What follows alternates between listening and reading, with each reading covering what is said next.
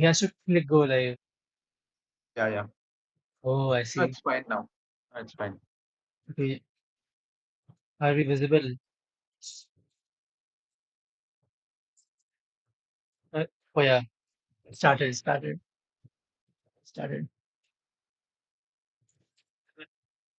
Hi guys. Hi, hi, Well, guys. welcome to the first session of Software Summer School.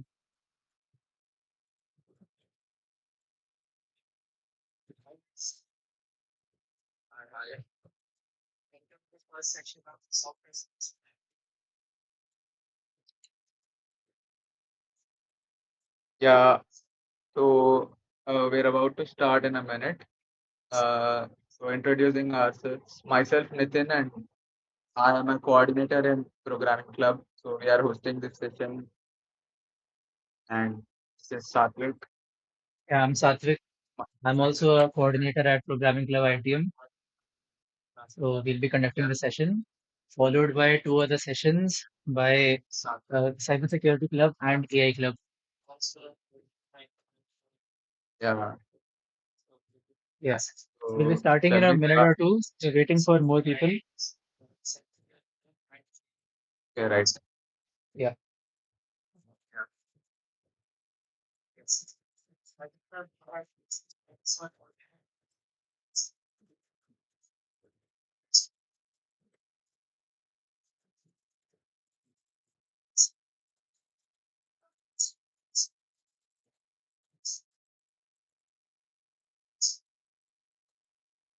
But then the you can introduce CFI and Programming Plus.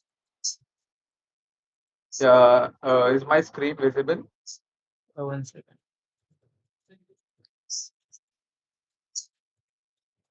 Yes, yes, it is visible. Yeah. Go on. So yeah.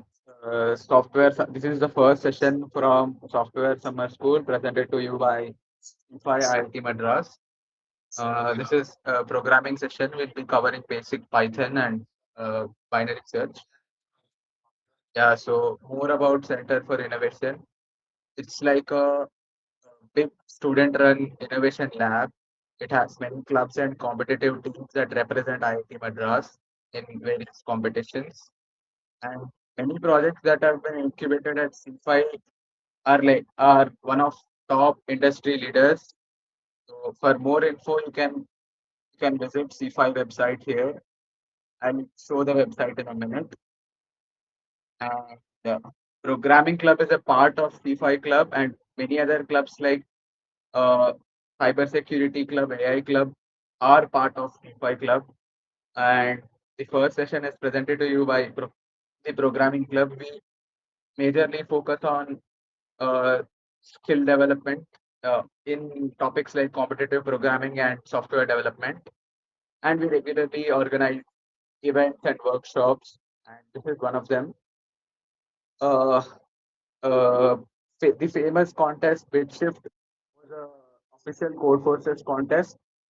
Uh, it has even attracted international participants, and we have other contests like Deadlock and Code Arena. Deadlock is a software development contest whose theme is to design a low latency and memory efficient data structure to handle uh, trading related queries. And Code Arena is a institute wide programming contest for IITM.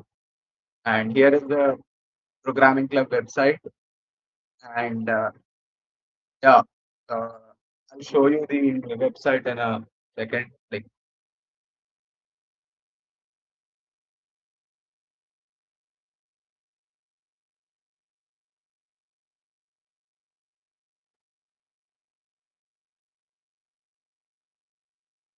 also, guys, follow us on Insta. Follow programming club on Insta. Also follow cyber security and AI clubs.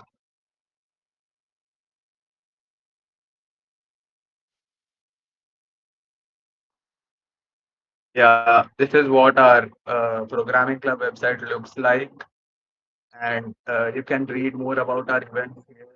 There are a bunch of resources for programming, CP, and software development.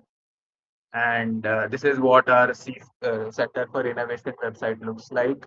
and you can get more information from this website. Yeah. So, yeah, guys. Uh, please follow us on Instagram and check out the websites. Uh, I'm gonna hand over the presentation to Satvik.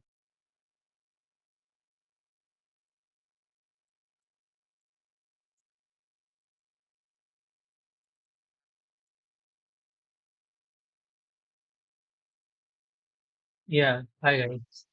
So we'll be starting with our session, and but before that, we'll be having a short quiz, basically an icebreaker quiz. Nitin will share the link in the WhatsApp group. Please attempt that quiz, and then we'll start with the session.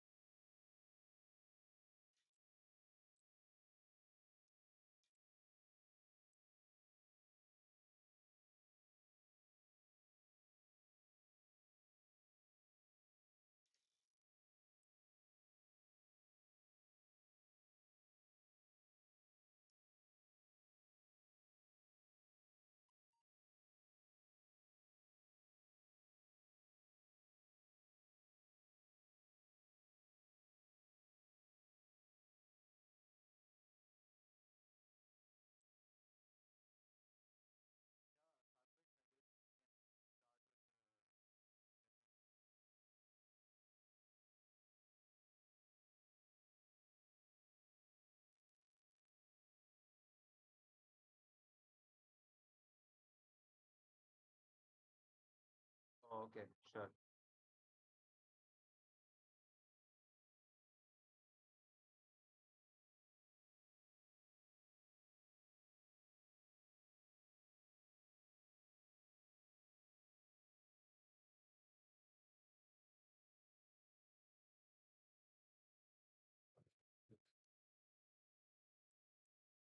Okay, are you guys done?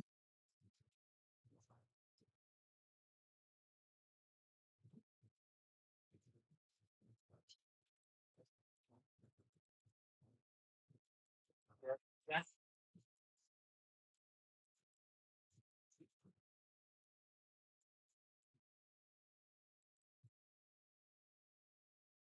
All right. So we'll start. Yeah, my screen is visible, right? Okay. Okay. So before starting with Python, I'll ask you guys, what is programming? So basically, computers can perform millions of tasks very quickly. But for them to perform the tasks, we need to give them specific instructions. And those instructions are basically given by programming. And Python is one of the languages which we use to give instructions to the computer. So yeah, some examples, there's calculator, games, websites, chatbot, mobile applications, like everything you see is basically made using programming. And why are we learning Python? First of all, Python is a very beginner-friendly language. Most of the syntax is just English, so it's very good to start with when compared to languages like C++, Java, and and it's very widely used in industry, especially in data analysis, to make AI models. So basically that. Okay. So yeah, if you're curious, this is an IPYNB file that that is basically hosted on collab.research.google.com.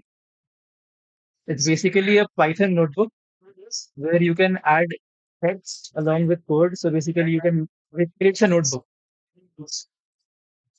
Yeah, digital notebook. So we'll start. Yeah.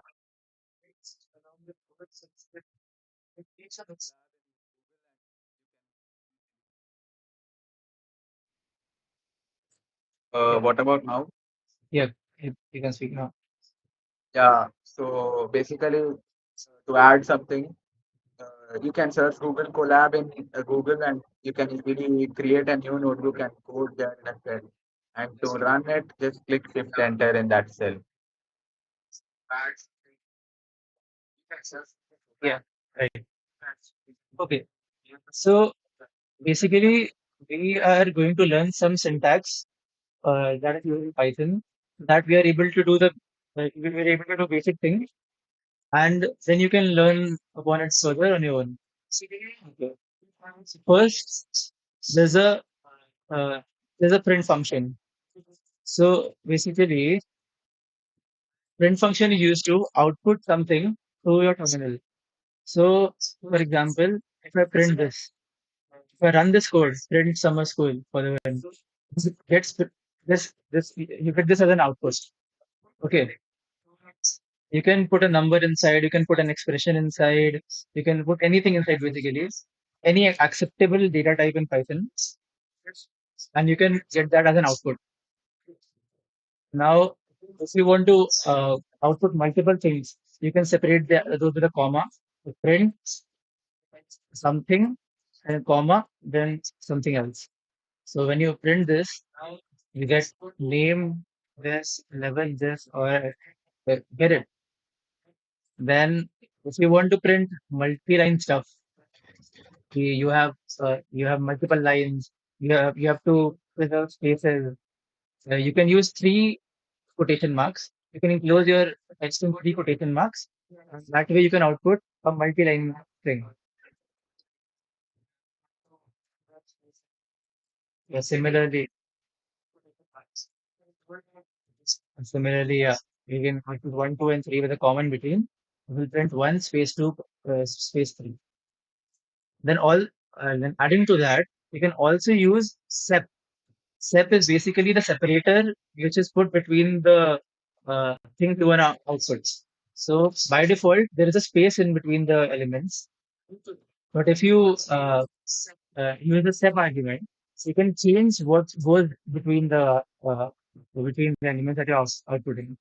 So yeah, when I put hyphen, it becomes one hyphen two hyphen three. When I put an arrow, it becomes one arrow two arrow three. Yeah, that's it. That's all.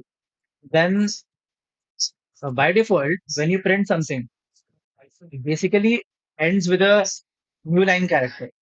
A new line character basically uh, covers that entire line. And whenever you print something else, it starts from the next line. So when I print hello and then I print world separately. So first you'll print hello, then it will end with a new line character, and then it will print world on a new line. Now I can change the end character using the end arguments. If I put end equals blank space, it will print hello space world. Yeah, end controls what is printed after the output. By default, it is slash n, which is called the new line character. I can use them together as well. Separator is this, end. Yes. Okay. Any doubts, guys?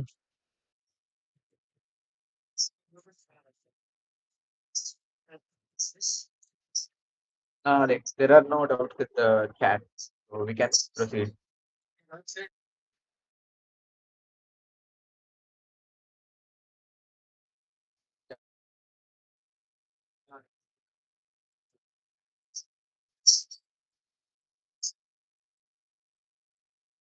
All right, I'll move on. Okay, then see, Python is a language. It's not a see. Python is has to be understood by computers. It's it's not something. See, if I say something, if I make a small error, someone can make out, yeah, I made that error, and it can then they can assume, ki, okay, I wanted to say something else, but I made an error. They can acknowledge the error. But if I write something wrong in Python, but the computer cannot acknowledge that error. The computer thinks it's wrong. It can only understand a specific set of things, specific set of program. Okay, okay. So so we have fixed. One second.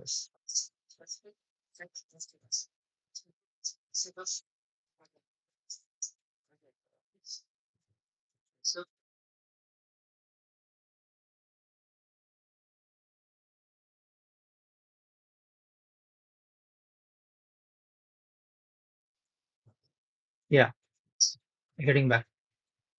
The next section is variables. In Python, you can create you can create a variable.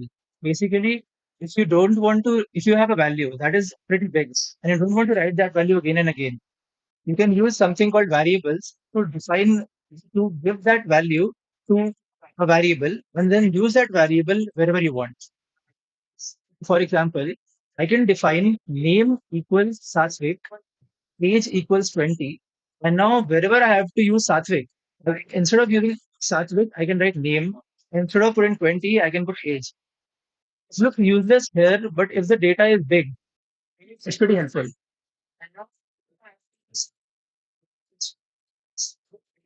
Yeah. So even for print, I can use print city and it will print Chennai. Again, I can perform operations on it.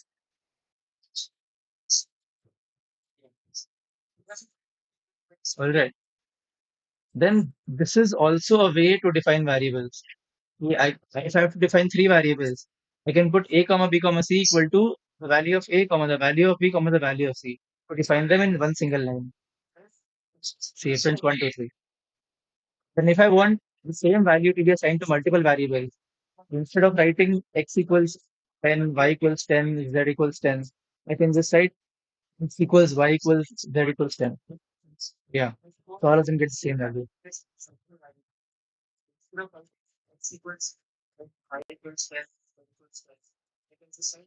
So now there are certain rules which you need to take care of while naming variables.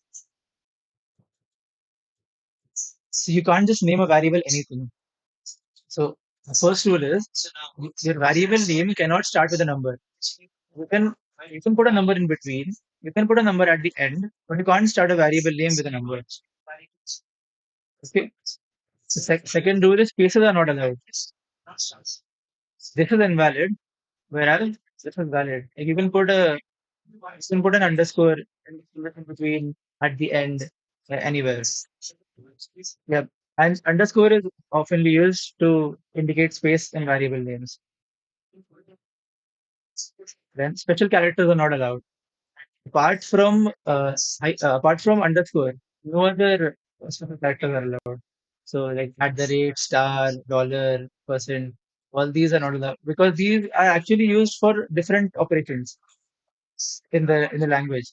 So the interpreter can get confused. What is the purpose of these symbols? So that's why they're not allowed in variable names. Well, I told you, we need to tell Python a strict set of. We need to write a strict set of program that the computer can understand. We can't just write anything. All right. Okay, so this is invalid. This is invalid. These are valid.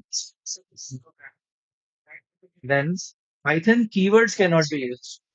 Now, certain words are reserved in Python for certain function. For example, if, else, for, while, class, def, true, false, many other keywords. So these words are reserved for that specific function that they're designed for. You can't use them as a variable name. Yeah, let's see. You can't use for equals 10. Yeah, also, variable names are case sensitive.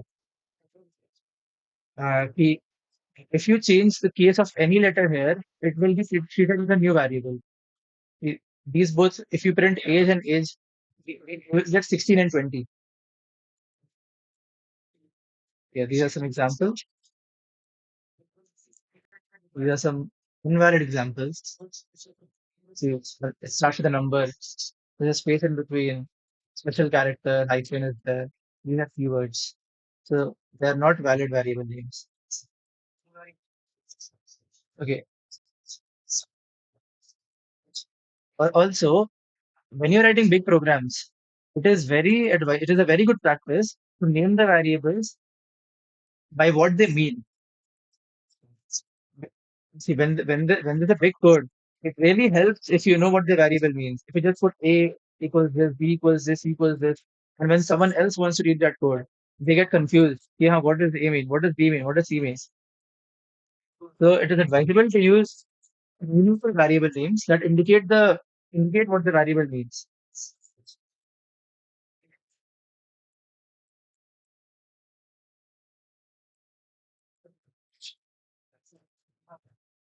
Yeah. Okay. We'll do summary. A variable name can contain letters, digits, and underscores. It cannot start with a digit. It cannot contain spaces. It cannot contain more special characters. It can only contain your underscore. Cannot be a Python keyword and is case sensitive.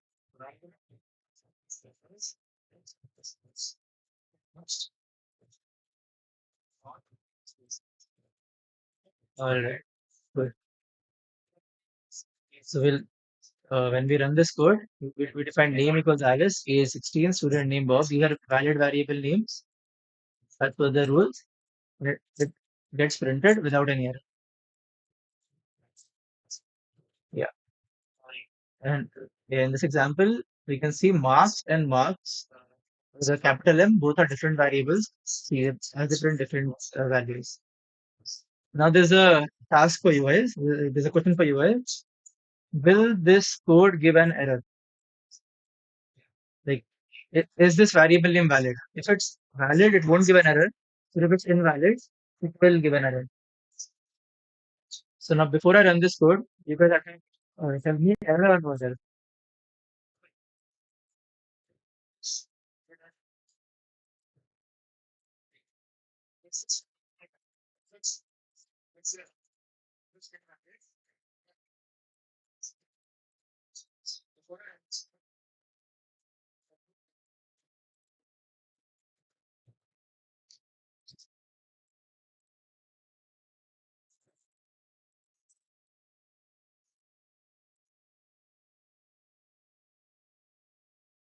Guys, answer.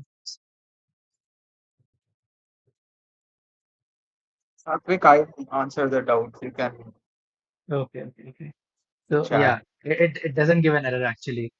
See, it doesn't start with a number. See, the number can be in between. It might look that it is a new word, so it can't start with one. But this is not the beginning of the variable name. It is M. So the first letter is not a number.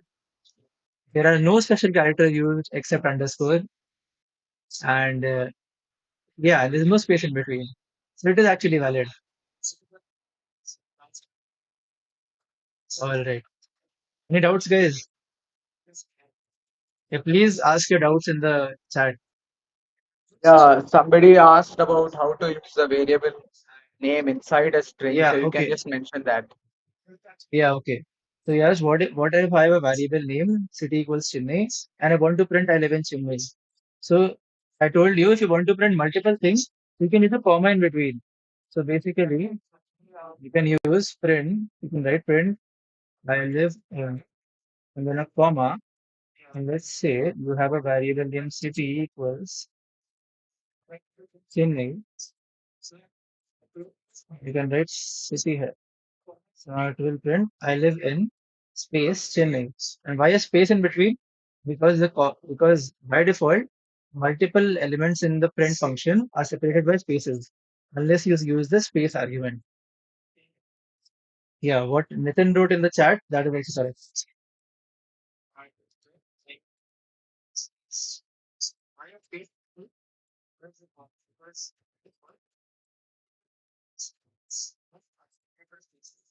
Yes. I will move on to data types.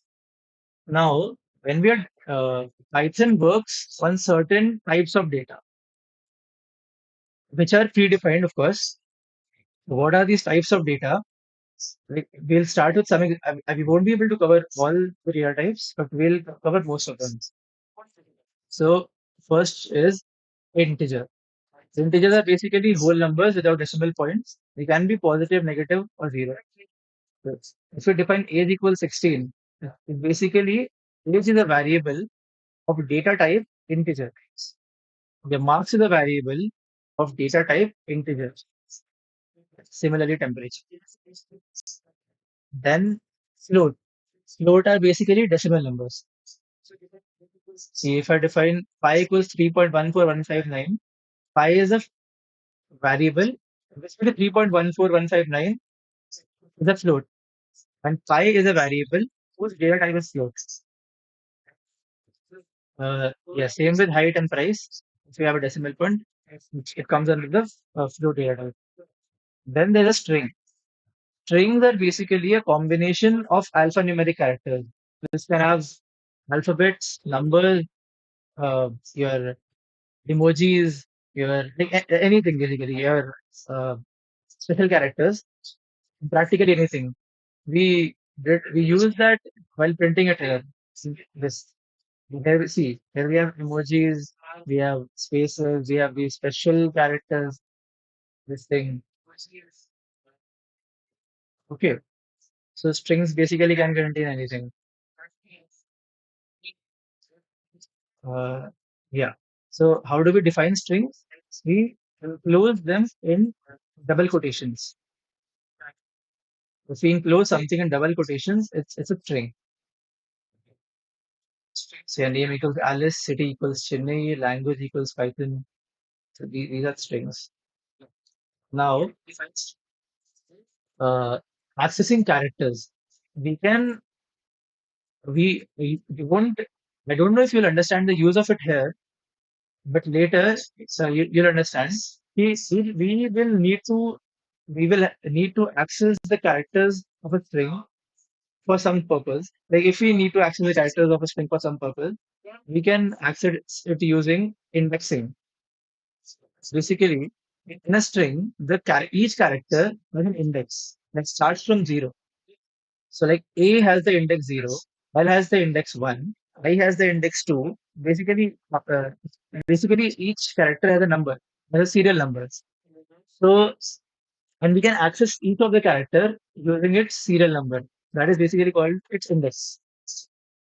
And the syntax to do that is basically if we find a variable language equals Python, you can access the first character using language, square brackets, and the index inside. So this gives you A, this gives you L, this gives you I. Alright. Okay, when you start coding in Python, you'll eventually understand what is the purpose of this. Right now, it would be tough to explain. Okay, then we have Boolean. So Boolean basically represents truth values. It's either true or false. So this is basically when you need to check something. Let's say if you want to check if temperature is greater than 40 degrees Celsius, turn on the AC. So if when temperature is greater than 40, uh, the temperature greater than 40, this condition has to be true in order to turn on the AC. So these values are internally required for certain conditions to work. Then we have a list. List is basically a list of elements. Yeah. So yeah, yeah. The syntax to define a list is basically your variable name equals square brackets and the elements inside separated by a comma. And why do we use lists? If we didn't have lists, we would have to define each variable, yeah, each data, each element separately. And in a huge data set, that is not feasible. Let's say you have a data of 1,000 students in a school, and you want each of their marks, roll numbers, admission numbers, etc. So defining them one by one is not a very feasible idea. So we use lists, which basically gives one variable name to an entire list of elements, and then we can, similar to string, we can access each element of a list using indexing. See, accessing elements. Again, the first element of a list has the index 0.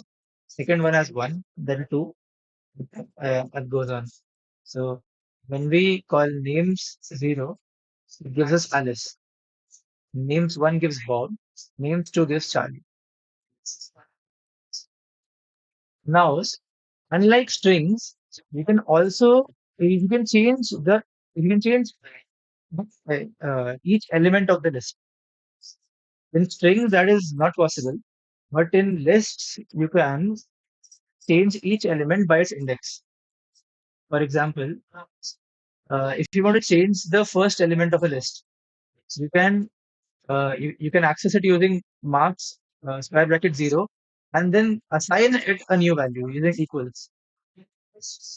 And if you want to change the marks of the second student, you can write marks 1, the marks square bracket 1 equals, let's say, 95. See, if you change marks 0 equals 100, this change to 187.92. Okay, the important question. Why are data types important? So, data types basically, I'll give you an example. When you take input, we'll be learning this in this session itself. When you take inputs from a user, that input comes in the form of a string, and addition, and let's say you want to make a calculator uh, in which the user gives the numbers and whatever operation they need to do with the numbers. So uh, by default, the input that Python gives is the string, and we can't perform mathematical operations on a string. I've given an example here. If you add 10 and 20, which are strings, instead of getting 30, it will basically join the two strings and give me 10 and 20. So before performing mathematical operations, we need to convert that string into an integer or a float, a data type that supports arithmetic operations, supports mathematical operations. Yeah. So that's why we need different data types for different purposes. Okay, 10 plus 20 giving us 10/20s. This could also be required in a specific use case. We want to join two strings. Okay, now we'll see some examples. Age equals 19, height equals age is an integer, height is a float, their name is a string, his student is a boolean value, and favorite food is a list.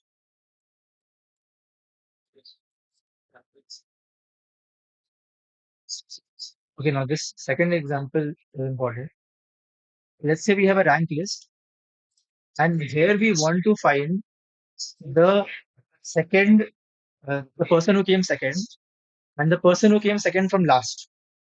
So Python actually supports two types of indexing. One is forward indexing that starts from the first element with 0, then goes on like 1, 2, it goes on, 1, 2, 3, 4 till n minus 1. And then there is backward indexing. It basically starts from the last element, which is given the backward index minus 1. and that decreases as you go towards the beginning of the list. So, so that you don't see, if you want to access the second element from the last using forward indexing, you need to know the length of the list so that you can subtract 2 from that and then access that element. But let's say you don't know how many people participated in the race or whatever. So you don't know how many people are there in the rank list. So you can directly use -2 to access the second element from the end. So here, yeah, rank 1 gives Madhav, of course. Then rank list -4 gives the fourth element from the end. That is again Madhav. In the same example we did earlier, along with we can also use the plus operator to join two lists. This is a list. This is also a list. So here we join the lists. Okay. Then Python also has a type function which tells us the type of the element that we pass into it. For example, yeah, the syntax is basically type and the value inside. For example, if I print type 10, it gives me class int. Then if I type 3.14, it prints float. Then when this will print the Python is a string, it will print class str. That's basically short form for string. Then type true gives us bool. Then type 1, 2, 3. This is the list. The type is list.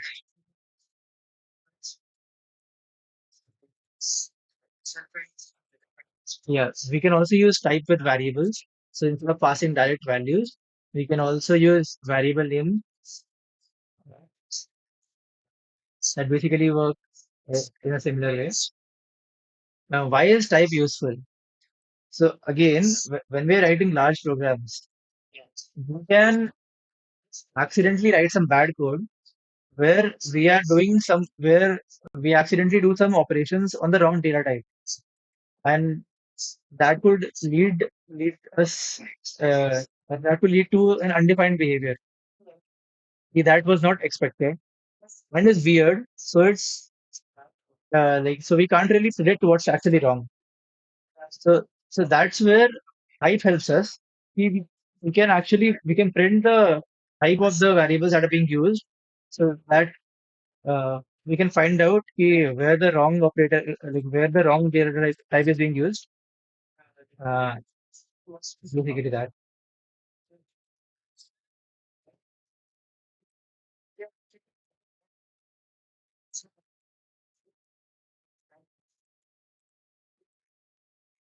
Yeah. So print type. This is basically the same thing we did. Uh, we're defining variables and printing their types. Now, see, these two are different. Like these two look the same, but they are different for Python. The Python understands them differently. So operations on both of them will be different.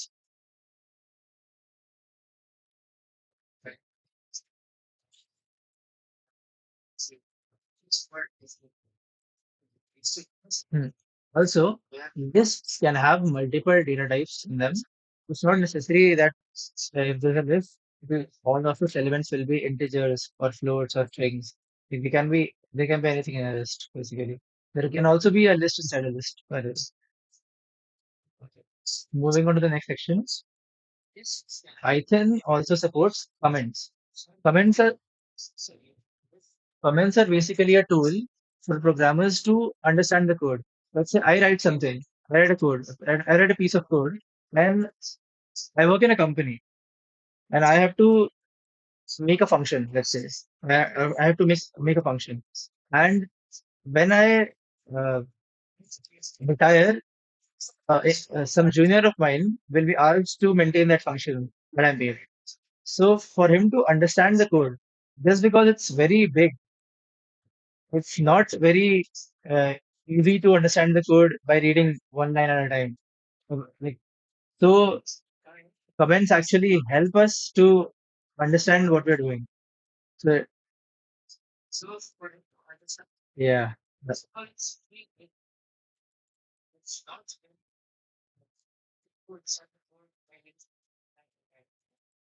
So Python, uh, okay,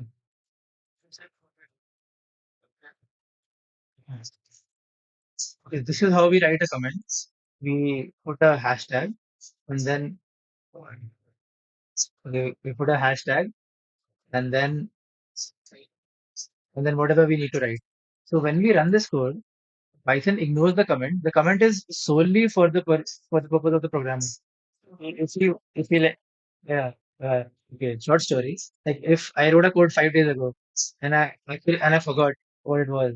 So if I would have written comments in it, it would have been easier for me to recall what I was doing 5 days ago.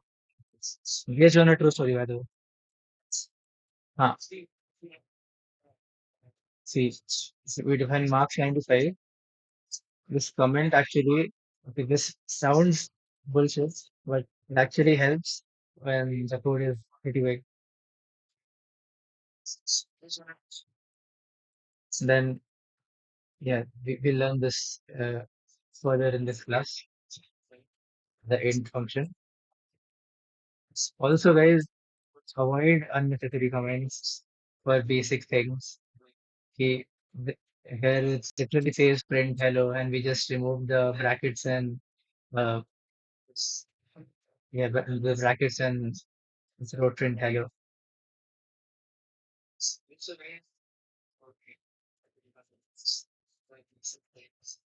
Yeah, so again, a basic question. If line will be executed, of course, this is a comment, so this will be ignored by Python.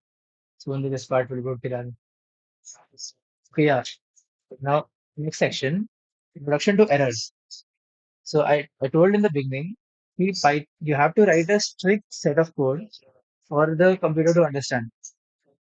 So uh, that is defined in Python. So you can't write anything and expect the code to work. So following those rules, there are some rules mentioned which will give errors, which basically are not understandable by a computer, not understandable by the Python interpreter. So first is here example. Huh. First is missing quotation mark. When you define a string, if you start a string, you have to end it. Otherwise, this will give you an error. Then, then undefined variable. If you want to use a variable, you need to first define it. If you don't define it, that too will give you an error. Then, then there's one error, division by zero. You can't divide by zero. This to give an error. And a lot of other things give errors. But for uh, like intro session, this is enough, I think. You, see, we didn't end the string. We give an unterminated string that will. Basically, in Python, the errors are self-explanatory. So it's not very ideal to explain all kinds of errors because when you start coding, you'll be able to understand what errors you're coming across. You'll be able to fix them yourself. They're not very complicated. See, this printed age because we defined age somewhere above. So we didn't give an error. And this is how Jupyter Notebook works. Yeah, then print and divide by zero. See, the error itself has all the info you need to fix the error actually.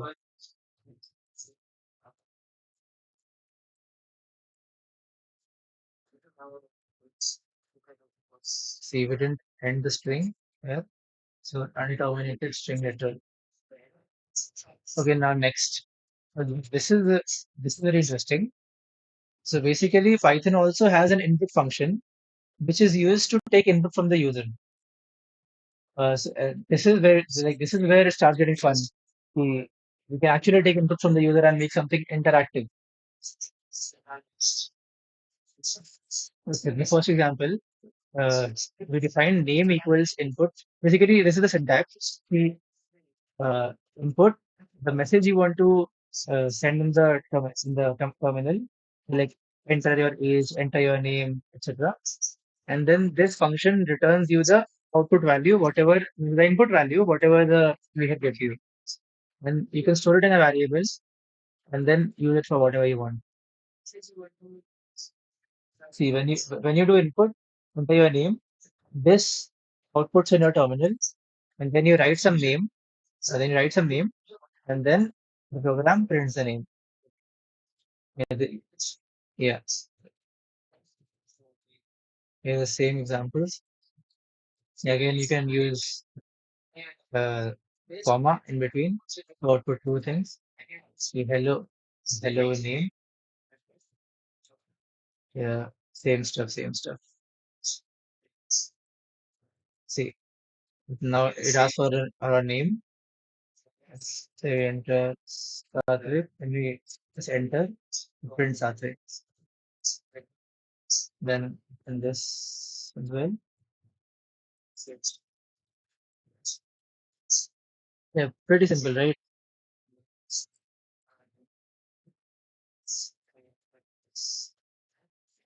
So now we have two inputs here. So what it will do, it will first ask for the first input and only proceed to the second one once we give the first one. It won't ask for both of them at the same time. So it's sequential.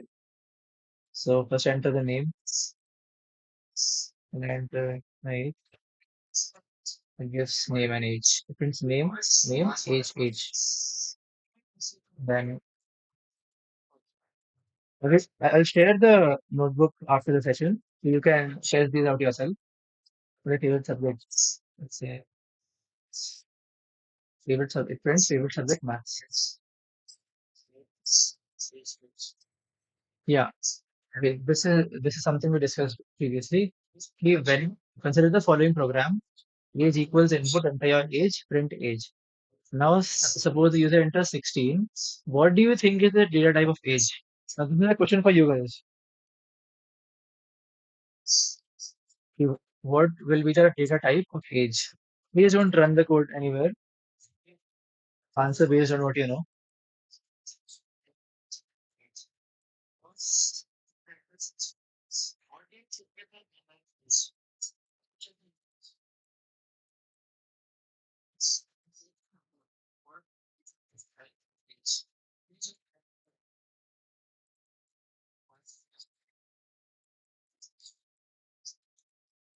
Yeah, so most of you are correct. It will print, yeah, it will be string.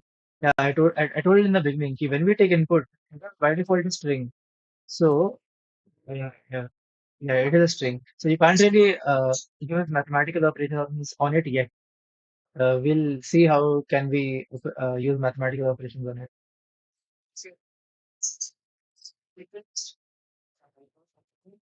Yeah, okay. We'll enter 16. Look at this. Value 16, type class string. It is a string, not an integer. This is because the input function always returns text. So to perform mathematical calculations, we must convert the input into a numeric data type such as int or float. Okay, now we'll study type conversion, which is now you know why it's required. So in, if we do print a plus b here directly, it will basically just join the two strings. But we don't. This is not the desired output. So we'll convert the string into the integer first. For that we'll use the int function. So now when we use the int function on the input, we basically enclose the input inside the int function. Now age becomes an integer. So now when we print type age, we get an integer. Similarly, we can use the float function to convert the input to a float for decimal data types like your percentage, percentile, temperature. So it converts it into a float, then we can carry on with the mathematical operations. Now let's say we have a okay, now let's say we have an integer and we want to convert it into a string, completely opposite. So we can use the str function. That's basically short for string on that integer or float, and that will give us a string.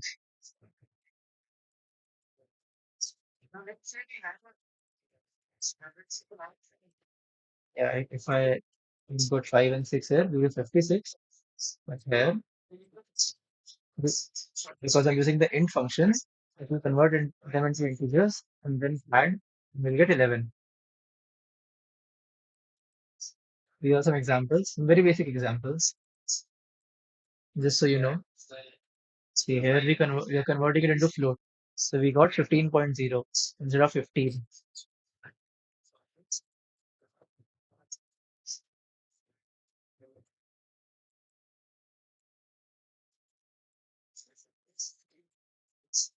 Same thing.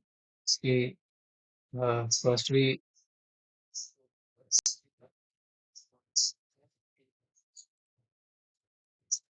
defined age equals 16, which is an integer. When we printed its type, we got integer.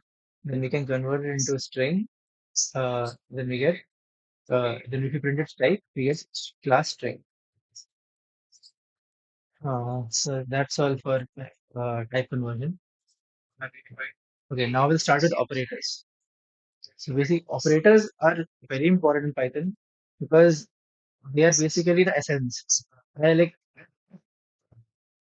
actually everything is essential, but like this is something you can't really do anything without. So we'll start with arithmetic operators first. Basic arithmetic operators: addition, subtraction, multiplication, division, modulo. Okay, yeah. Division is fine. Modulo. So modulo is basically the remainder operator. So if you write 10 modulo 3, it basically gives you the remainder when 10 is divided by 3. And exponentiation is basically 2 to the power 3. Then flow division gives you the quotient after division. It ignores the decimal part. It just gives you the quotient. Mm, some examples: 10 plus 5, 15, minus 5. Yeah. Yeah, 10 modulo 3, the remainder is 1. 17 modulo 5, the remainder is 2. Then 2 to the power 3 is 8. 5 to the power 2 is 25. Then floor division, quotient is 3 here. That's 3 as well. Yeah. These are some basic examples. Now some practical examples. Okay, this is something you should implement yourself. Like now that you know uh, all of this, you should be able to implement the area for a rectangle where you take the input, you take the length and breadth as the input, and then calculate the area, and then output it. So the code is here, but this is an exercise for you guys. Exercise. Then similarly, exercise 2 is also there. The, you have the marks of a few students. You take their average and output that in terminal. Okay. Next thing is operator precedence. Like board mass, there's an operator precedence in Python as well, which is first brackets, then exponentiation, then multiplication, division, modulo, floor division and modulo. They have the same precedence, and then addition and subtraction. Operators with the same precedence are evaluated from left to right. So, like if I have three operators consecutively with the same precedence, we will be evaluated left to right. Okay, now this is uh, basically an exercise for you guys. If I tell the output, we will move on.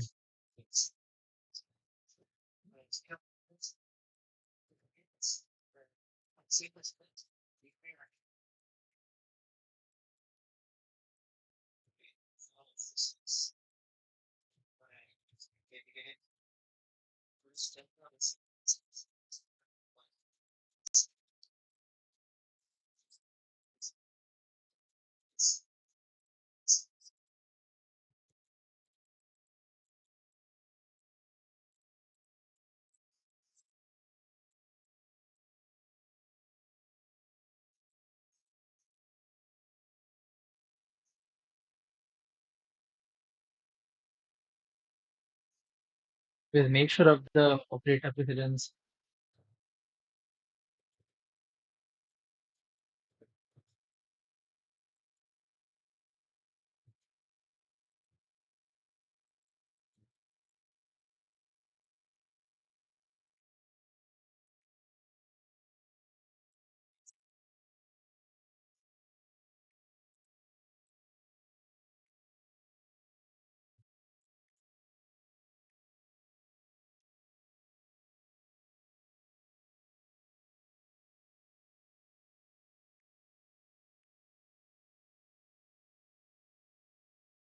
21 is correct. Wait, what? Sorry. Well, this expression is different. My bad. My bad. 33 is correct. Yeah. Oh, no, wait. The expression was different in the print and Oh, the yeah text. Yeah, 21 is correct. correct.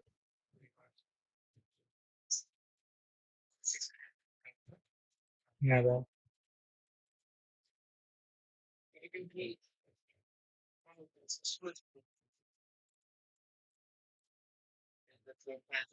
All right. I will move on. Okay, next we'll move on to relational operators. Relational operators are basically used to compare two things. If something is greater than or something, something is less than something is equal to something, or some yeah, yeah, basically yeah. These are the relation operators. Gre- Greater than if we write 10 greater than 5. Okay, I missed something. See, they basically return true or false. Like arithmetic operators give us numerical value as a result. Relation operators give us either true or false. So, yeah. So let's say if I write 10 greater than 5, if this condition is true, this entire thing will basically transform to true. If it is false, it will transform to false. So it is actually true. So if we print true, then less than operator. If 3 is less than 8, this expression is true. So it is print true. Then greater than or equal to, which we, yes, the name basically tells their meaning. So yeah, this condition is true. So it is true. And 10 less than or equal to 5. This is false. 10 is not less than or equal to 5. So this gives false. An equal to operator, yeah, it only gives true when both of them are equal. Otherwise, it gives false. Yeah, okay. Notice that the single equals and double equals are different. So single equals is the assignment operator, which is basically used to assign values, and the uh, double equal to is the equal to operator, which is used to compare two values. Then there is not equal to. It is basically the opposite of the equal to operator. It evaluates to true if the two things on either side are not equal, and gives false if both of them are equal. So where 10 is not equal to 2 is true. So this is true. Then yeah, comparing variables. Yeah, this is an example of that. Yeah, you have a list of marks of students, and you want to declare if they passed or not. So you go through each element of the list, and then mark them as passed if their marks is greater than 40 or 35, whatever is the criteria.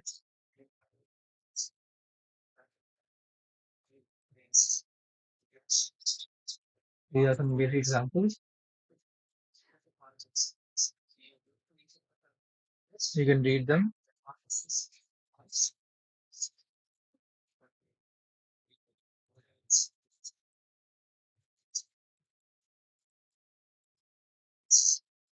So the same thing we discussed earlier. So what is the difference between age equals 18 and age equal 18? Age equals 18 will basically assign the value 18 to the variable age. And equals 18 will basically check if age is equal to 18 or not. And if it is equal, this expression will evaluate to true, otherwise false. Let's see, yeah, this is an example which has both single equal and double equal. See, we declared the value of age as 18.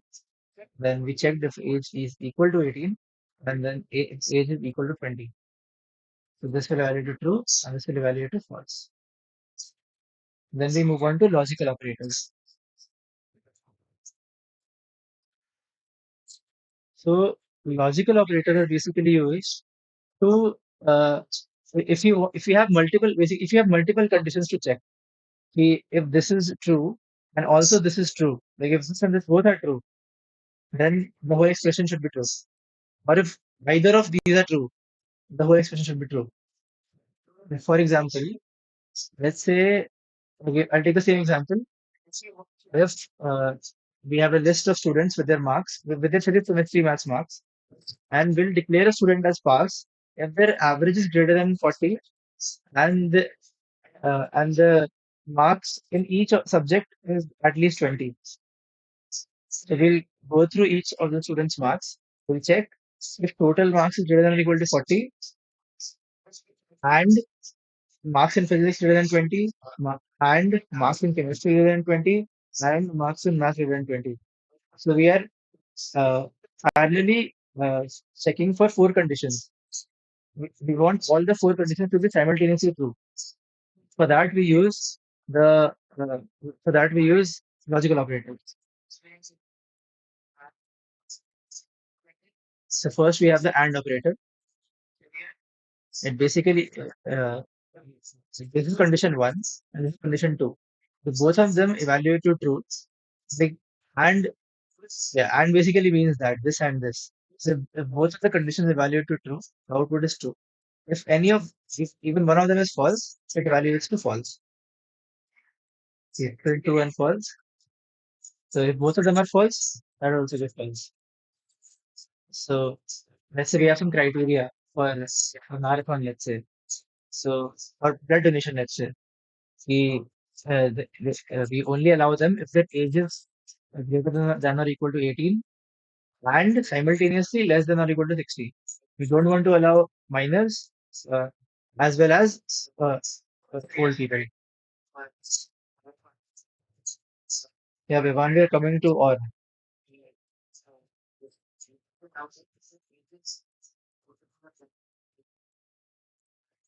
The or operator. Or operator basically see, uh, it takes two conditions on both of the sides and it evaluates to true if only one of those conditions is true. If both of them are false, it gives false. It just requires it requires at least one of them to be true. That's what or means.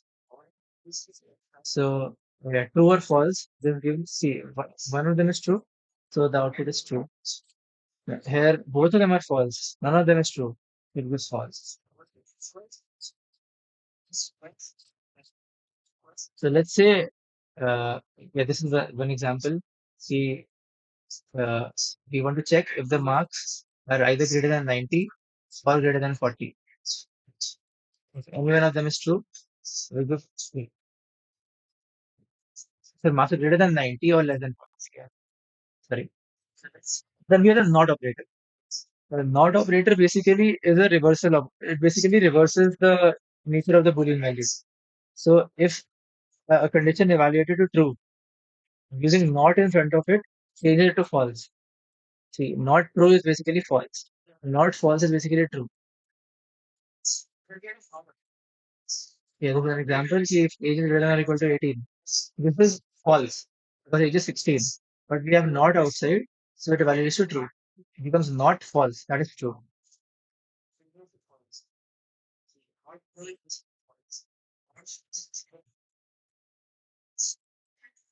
Okay, this is an exercise. There are uh, fairly simple. We can tell the output in the chat, then we'll move on.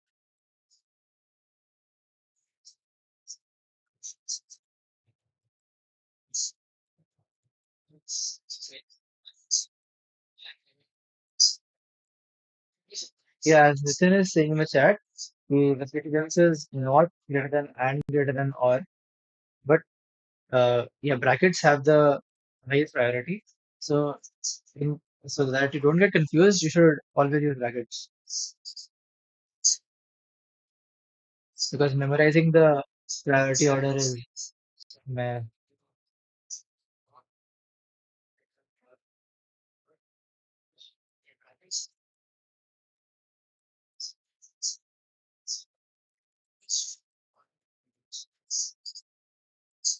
Okay, let's see the output. So 10 greater than 5, this is true, and 20 greater than 15, this is true. So both are true. So and requires both of them to be true to return true. So this is true. Then 10 greater than 5 and 20 less than 15. This is true and this is false. So that The expression is false. Then, yeah, 10 greater than 5 or 20 less than 50. This is true. So then, see, at least one of them is true. So then direct equation is true. Then 10 less than 5 or 20 less than 15. Both of them are false. So the expression value is true false. Then 10 greater than 5 is true. Putting a not outside becomes not true. That is false. Now we move to membership operators. Membership operators, it's very easy. See, let's say if you have a list and you want to check if some element exists in a list. So you can write that element in the name of the list or the list itself. So if it exists in the list, it will return true. Otherwise, it will return false. So Delhi is in cities, so it will return true. Lucknow is not, so it will return false. We can all instead of using the variable name, we can also use the city. For example, bench uh, Kolkata in list. This also returns true.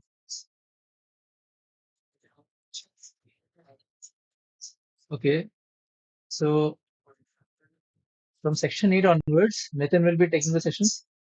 So, Nitin, Yeah. yeah, We'll take a 5 minute break and 2 minutes break, and we can continue, I guess. all right. Yeah.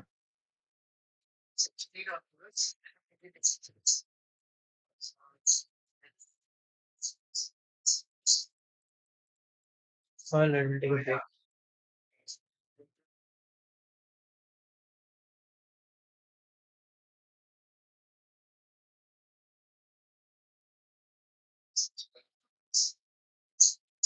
If you have any doubts, you can tell.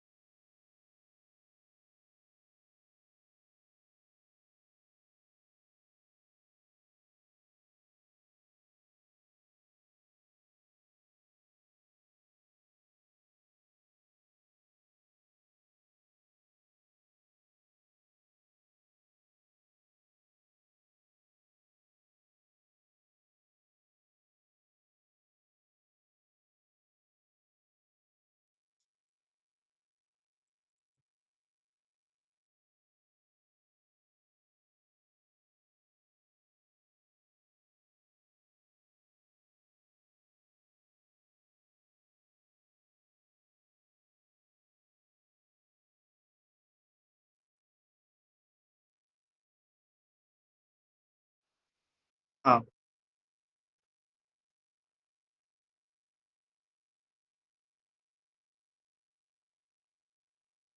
uh, Hi guys, myself Nitin. I'm gonna take over from here. Yeah, so as you can see, I want you guys to guess this output and put your answer in chat.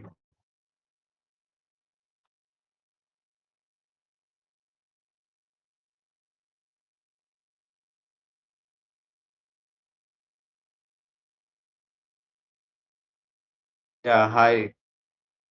Uh, the first cell which I am highlighting here, I want you guys to put the output of this cell in the chat.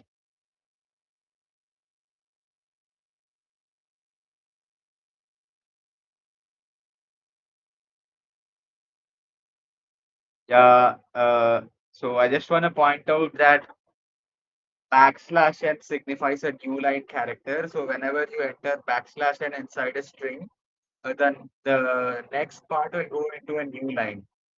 Okay, so you got to register that.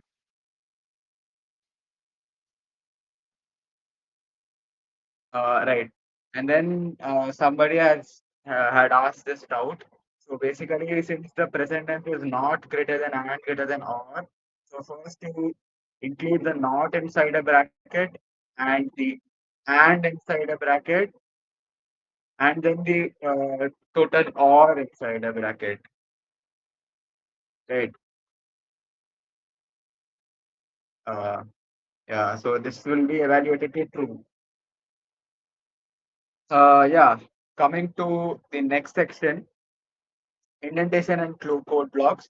Many languages use flower brackets to indicate blocks of code, but Python uses indentation instead to make it legible. Basically, indentation is used to indicate blocks of code. For example, you have this code. Uh, I still didn't explain the if condition syntax, but just look at this. If you have if and a condition, if and a condition here, and a code to execute.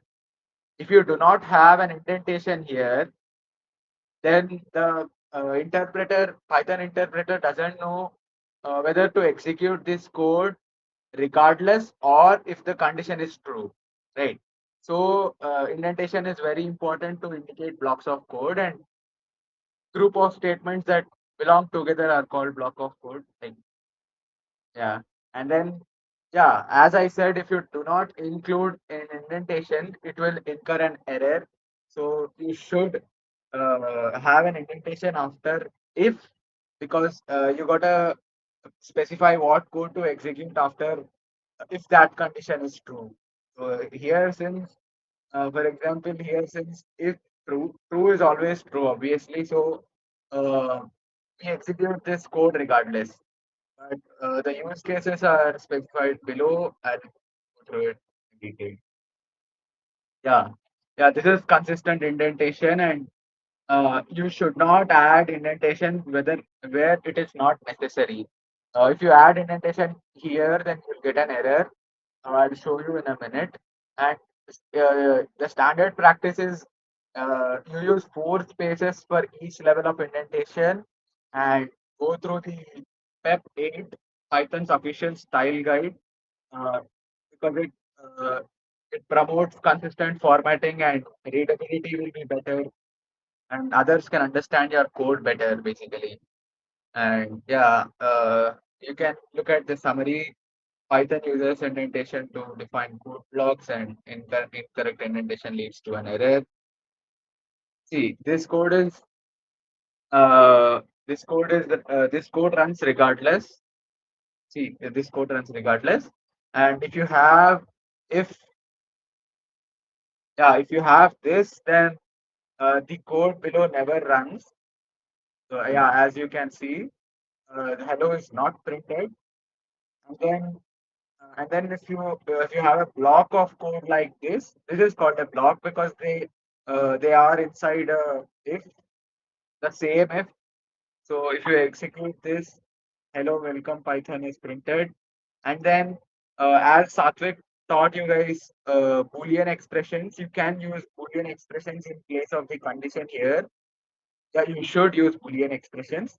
And for example, you wanna say if a person is eligible to something or not. So the eligibility criteria is if he is a minor or major. So you just print if the age is greater than or equal to 18, you print that the user is eligible. And the below code is executed regardless because it's not in the above code block. So you can see here, if I change the age to 17, you can see that it does not print this one and it only prints thank you. Yeah. So yeah, this meme tells you that you must not include extra spaces like this. See, let me show you. You have one, two, three, four spaces and it executes properly. And if you have, for example, five spaces,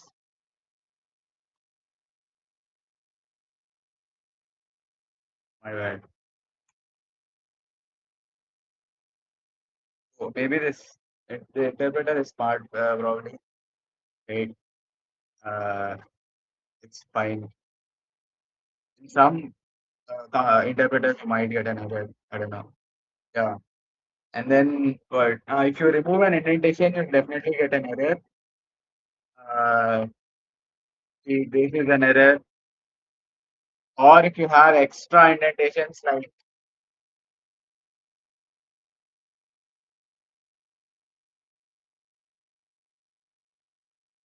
if you have extra indentations like this, it flags that that's an error. So you should be careful with indentation, and this meme clearly depicts that uh, you get an indentation error, right? Yeah, so far we have learned how to use variables and store stuff and take input from users, perform some calculations using the operators in Python, like arithmetic operators or Boolean operators or anything else. And you know how to compare values using equality operator, not equality operator, as Satvik taught you guys. And then, yeah, you know how to combine conditions using and or not the logical operators. And then, yeah, now we're gonna get to proper if statements. What if uh, you wanna execute a block if and only if a condition is true? Uh, we have discussed it partially in the previous indentation section, so we can just go through it quickly. Indentation is necessary here if condition and you execute that code. And there is something called an else. Else is basically the code block that you should execute. Um, Code block that you should execute if the above condition is false. And you have something called elif, and it is short for else if. And it means that it first checks this condition.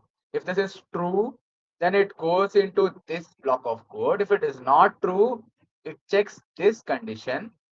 And then if it is true, it will go into this block of code.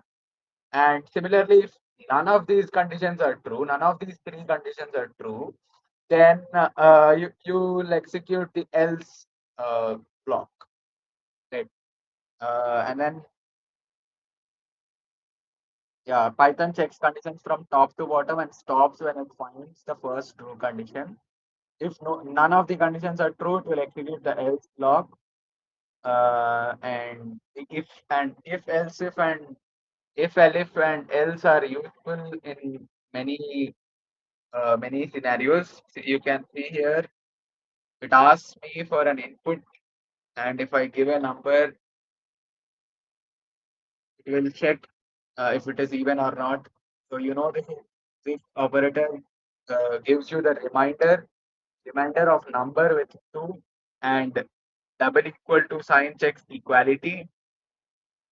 And I want to mention a small detail. See, if you have x equal to 10, y equal to 10,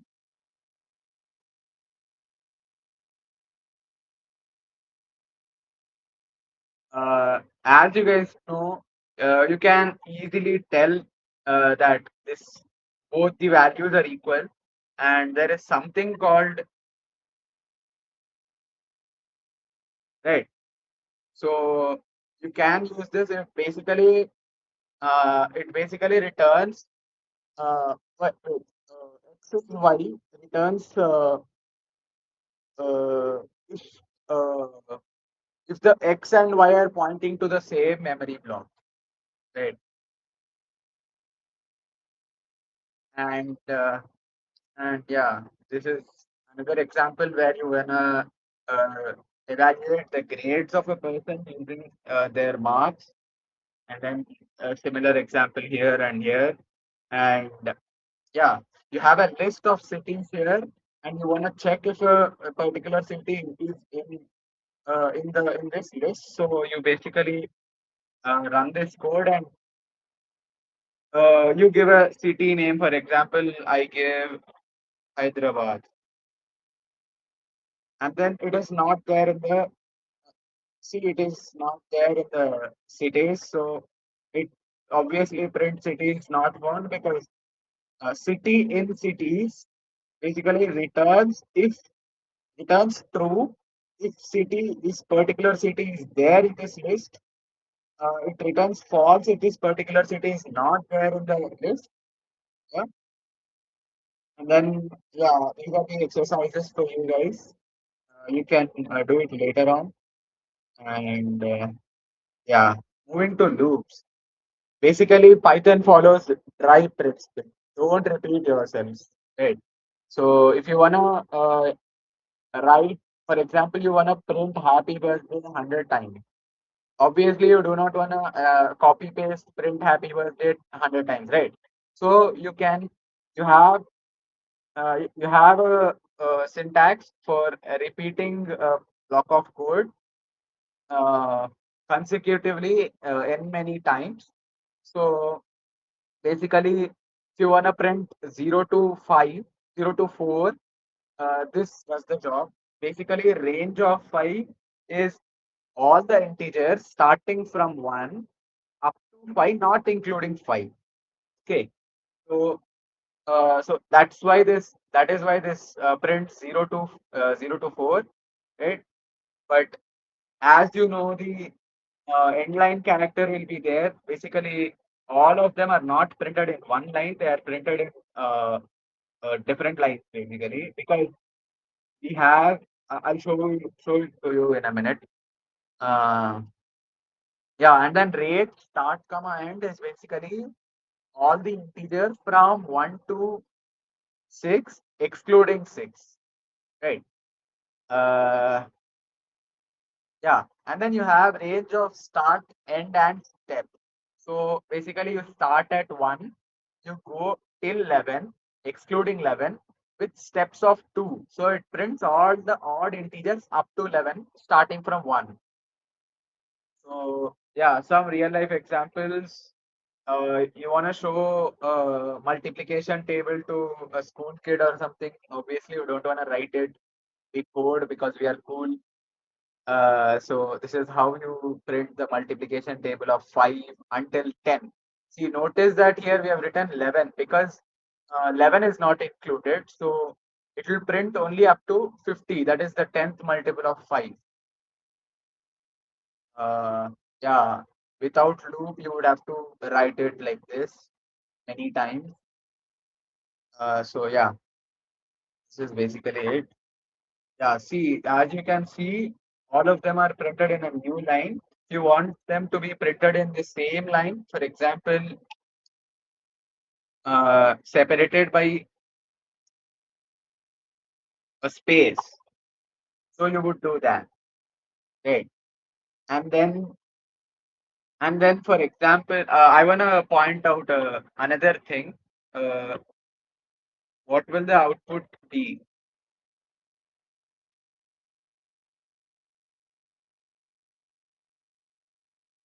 Uh, yeah, guess the output in chat.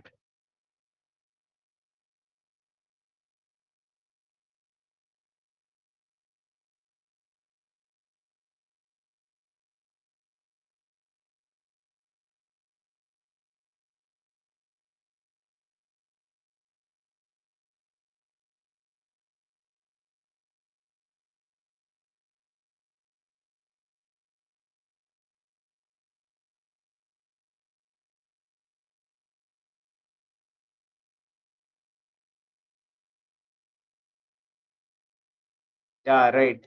Yeah, because in the last iteration you have a print statement with end equal to space. You will have 0, 1, 2, 3, 4, 5 separated by a space. It's basically equivalent to this, but having end equal to space in the first four lines.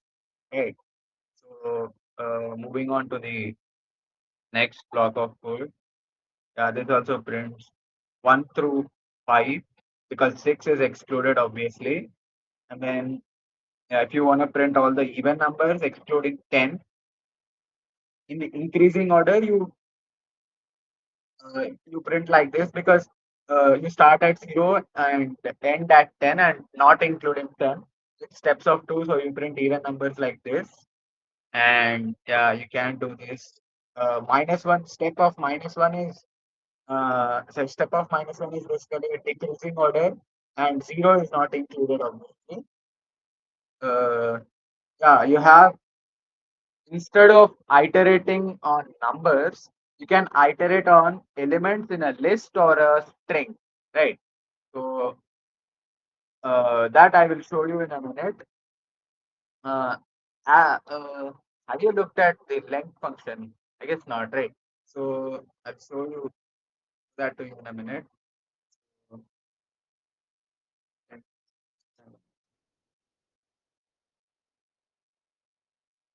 Yeah.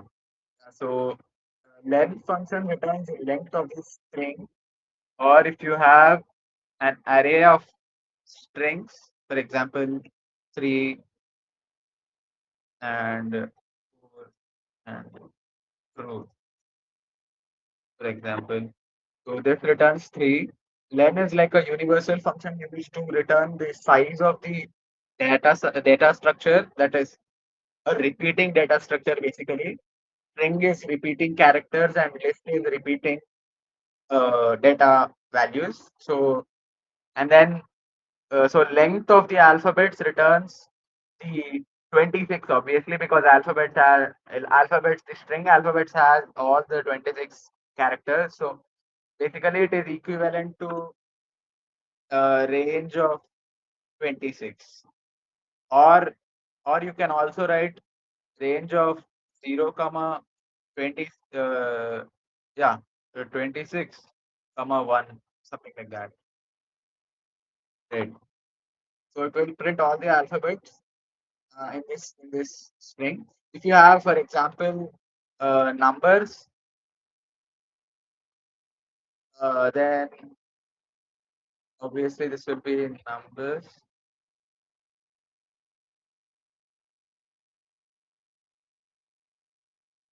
Uh, this will print 1, 2, and 3.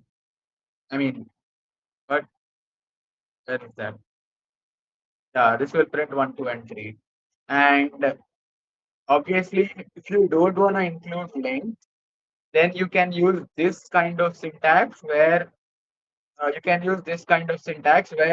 fruit is a variable that iterates over the elements in the list, and the fruit will take the value apple in the first iteration and will take the value banana in the second iteration and mango in the third iteration and so on. So you can see that apple, banana, mango are printed in the right order. Yeah, length returns the number of elements in a list also.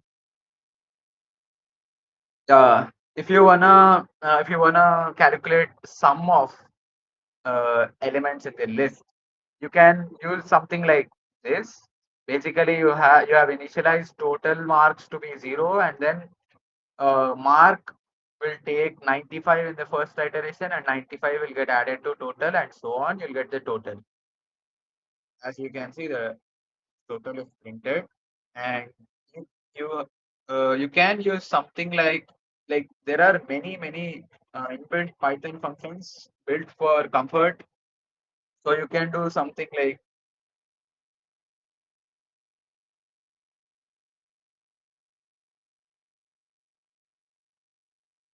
so you get 440. So you can verify the answer. Great. So this is like simplified syntax. You can use that just as a side note. And there are some invalid cases in range. So the step length cannot be 0. Step length cannot be a floating point number. and starting is always an integer, ending is always an integer. So these are the limitations because obviously you don't wanna go to 10.5 iteration, right? So obviously the start and all of these are integers, and obviously the step is always non-zero because you want the for loop to proceed. If the step is zero, then the for loop is not gonna proceed. Uh, right. It will be an infinite loop because you'll start at zero, you'll increase zero by zero, and you'll never hit the boundary. It will be an infinite loop. So it is an error. It is an invalid case. You cannot run this piece of code. Yeah, as you can see, you got the error step. Yeah, argument 3 must not be 0. See, the errors are very, very clear, right? Uh, and then, yeah, these are the exercises for you guys. For loop is basically when you wanna execute the block of code for fixed amount number of times. You basically end the for loop if you encounter the end of this list, or for example, after you finish 26 iterations or something. But if you wanna the end the end executing the block of code, then uh, with a condition. For example, you wanna stop printing happy birthday until it's not my birthday, right? So while loop is for that. Uh, until the condition is true, this statement or this piece of code will keep on executing unless you uh, like make this condition false or break. I'll explain what break is in a minute. It is there below. Yeah, for example, this one. So I is equal to 1, and if when I less than 5, we will print I and increment I by 1. So it will execute until I less than or equal to 5, and then it will break after I equal to 6. Uh, yeah, yeah. So if there is no initialization or proper condition or proper update step, then your while loop will become an infinite loop. I'll show that to you in a minute. Uh, flood my whole screen with print statements. Uh, yeah, this is like a countdown. This is a fairly simple example. And for example, you wanna implement a system that accepts the password and gives you access only if the password is correct. And you want if the password is incorrect, you'll ask the user to enter the password again. So this is what it is. Basically, every time you take the input and validate if it is the correct password, and if it is the correct password, it will break. I mean, if it is the correct password, yeah, it will break, and then it will go to whatever you wanna do. For example, you wanna open a web page or something, so you'll open that web page, right? And and then if it is not true, I mean, if the password is not correct, then it will again ask for the password. So this is one a use case. This is an infinite loop. You must never do that. So this runs forever. So you should use break, a keyword break that I'll show you in a second. Yeah, this is fairly simple. You can see that it prints 1 to 5. So this is basically equivalent to for I in range. I mean, let me use a different variable. 1 through 6 with a step of 1 will print j. Yeah, so 1, 2, 3, 4, 5, 1, 2, 3, 4, 5. Yeah. And then you can do the same thing with for loops as well, but you can't do this with for loops. You must use a while loop for this. Yeah, so break and continue are loop control statement. Break is used to stop the loop completely. And if you, for example, you want to break, uh, for example, I have this and I have number of attempts. I don't want to give him infinite number of attempts, right? So attempt 0.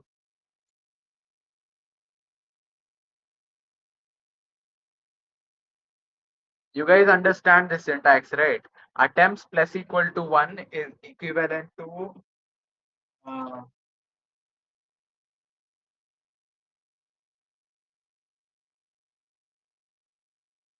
yeah, both of these are equivalent, so you have lot of uh, and for example, max attempts is 10 and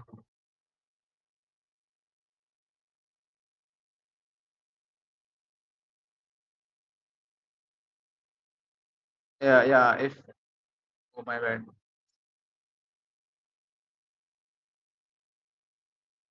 Yeah, yeah, you have this. Basically, if you reach maximum number of attempts, you're gonna break. And for example, 0, I say 0 the password is. Then it will ask me again. Then I say 0. My bad, it's 10. Let me make it.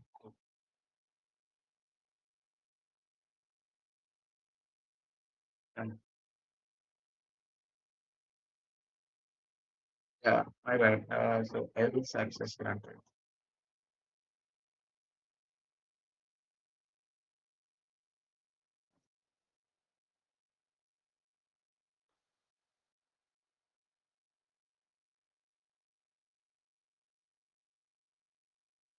Yeah, if you do this, yeah, you have access denied. Printed. Before it was just print access granted, so it was printing access granted anyway. So this is the right way. And then uh, yeah, even you can use break in for loops. Similarly, you can use for loops, break in for loops like this. Basically, break stops the stop executing this for loop and goes to next piece of code. If you have continue here, it will just skip that current iteration. Basically, if you want to print 1 to 10 and skip 5, you gotta do this. So this skips 5, as you can see. 6 is after 4. Uh, yeah, break stops the loop completely and continue skips the current iteration only. If you want to print even numbers without using step of 2, then you can do this. Because if it is an odd number, the reminder would be 1, which is not equal to 0. So it will continue. That is, it skips that iteration and moves on to the next iteration. Yeah, so both are used to control loop execution, break and continue. So these are a few examples that we have discussed already, I guess. Yeah. These are a few exercises that you can try. Later we will share this notebook.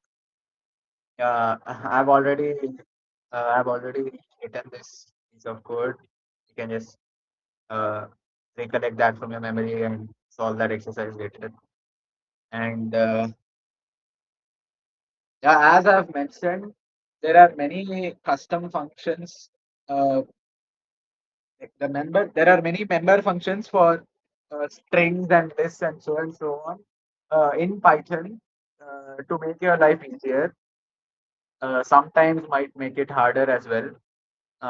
So name dot upper is a member function of a string, and dot upper convert every character in this string to uppercase, and then you have dot lower that convert every character into lowercase. You have dot strip uh, that removes spaces from beginning and end. I will tell you why this is useful. For example, you wanna store store a name into a list or a database, for example, uh, the user might not give a proper input. The input might have like 10 spaces at the start or something. They want to maybe they wanted to mess with the database or something. They might put 10 spaces in front of their name or something and submit that. But if you have strip, basically you format the string properly before storing it. So if you have the strip, it will strip all the spaces in the beginning and the end, and later you can do any other formatting and store that in your database. So that is why these functions are created. And then you have dot replace. It replaces a part of string with another, and then it counts dot count. You have dot count. It counts the number of occurrences of a substring. Yeah. Why these string functions are useful, as I've said, to feed user input, to format text, to search for information, and modify strings easily. So yeah, as you can see, name dot upper returns the whole capitalized name. Yeah, whole capitalized thing, and then name dot lower. You can see that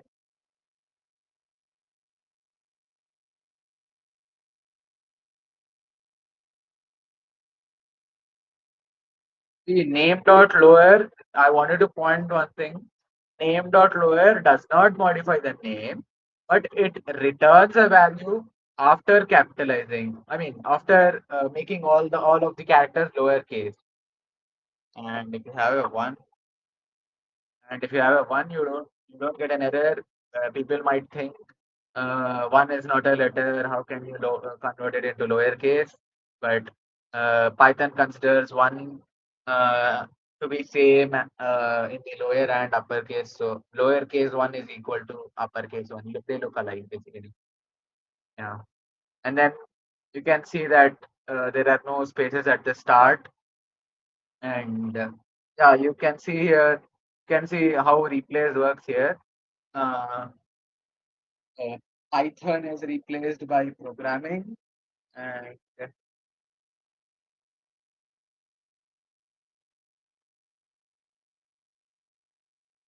see, if I have Python twice, it's gonna replace all of the Pythons. And yeah, that's about it.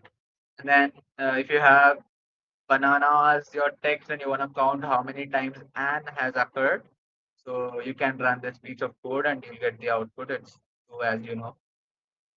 And then string has many more functions other than the ones we have covered here.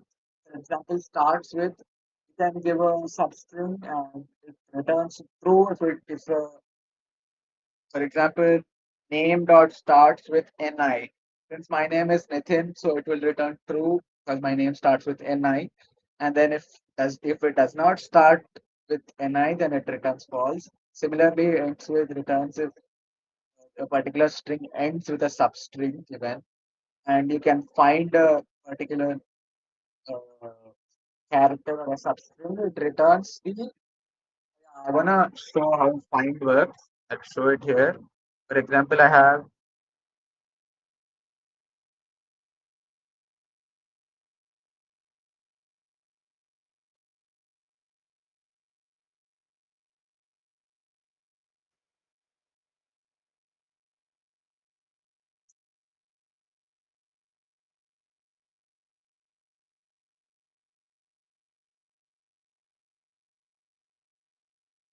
So as you can see, it returns 11. If you are wondering what that means, it returns the index of the first character found. Okay. So let me show you. Print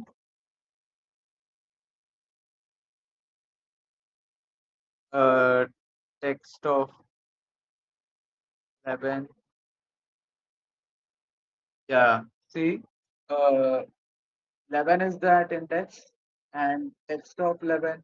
And you have seen this index, right? I'll explain it to you briefly.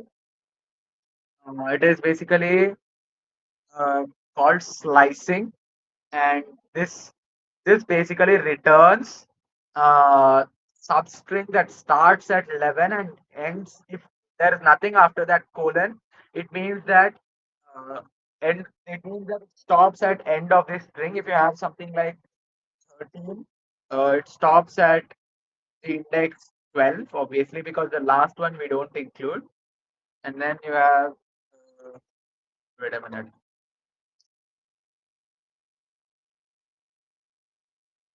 Yeah, step of two would be good. Yeah, you have this. It means it is very, very similar to range. It returns the substring that starts at 11, ends at 14, because 15 is not included, and with a step of 2. So please keep that in mind. Yeah, and then if I have, like, I want to show another example.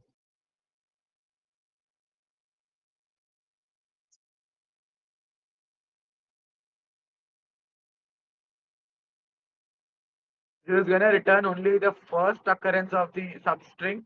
As you can see, it has not returned two indices of n here, 11 and what, 17 or something.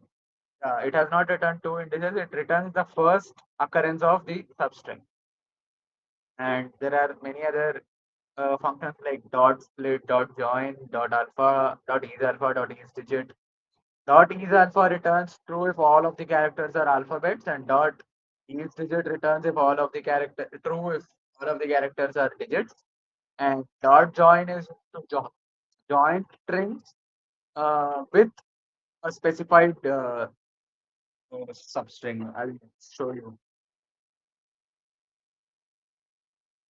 or I'll show that to you in list methods. I'll just show split to you now.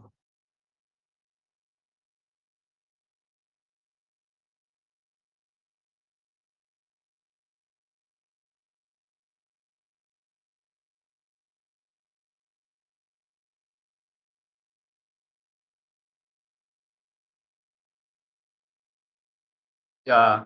So text dot split splits based on a space by default, and I've given a space here, so it does that anyway.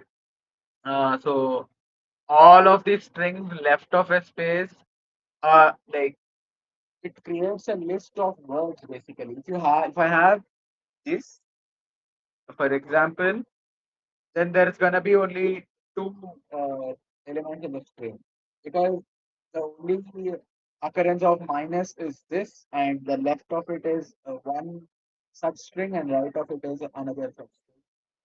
And you have dot join. I'll explain that to you in this number of functions. Yeah. If you wanna add something to a list, up till now you have just looked at list that is of constant length. If you want to add something to a list, you just write this, and your fruit becomes apple, banana, mango. And that's append. Append always inserts at the end, and you have insert. It inserts an element at a specified position.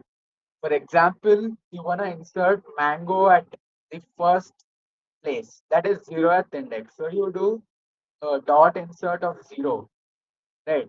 So if you do dot insert of 0 in memory, what it does is, here is apple, here is banana. It moves apple and banana to right and inserts banana there. So you can see that every time you append, insert something, it will move some elements, right? Every time it appends something, insert something, it will move some elements. For example, if you in a list of length n, if you insert at the start, then you're gonna move n many elements. You're gonna copy n many elements. So often insert is costly. So you must keep that in mind. And remove specified element, searches for an element and removes that. And pop basically removes an element using its index. If you give pop of 1, it's gonna pop the first element, that is apple. And you can, if you do not give any, I mean, if you do pop of 1, it's gonna pop banana, because 0 index. And then if you do not give any input, then it's gonna pop the last element. And dot count counts the occurrence, number of occurrences of the element. Uh, yeah. Why these functions are useful? Add new data, remove unwanted data, and update something like that. Yeah, this means tells you that uh, Python has many predefined functions for that help too much. Uh, yeah, yeah, we can write real programs now. Yeah, you have looked at this. So fruits is you have append, so it inserts at the last, and you have this and insert. Note that the index specified here is zero based indexing. So it's zero and it's one. It has been inserted at the first position. This is the first position, not this. Right. And it removes banana here. And I want to show something.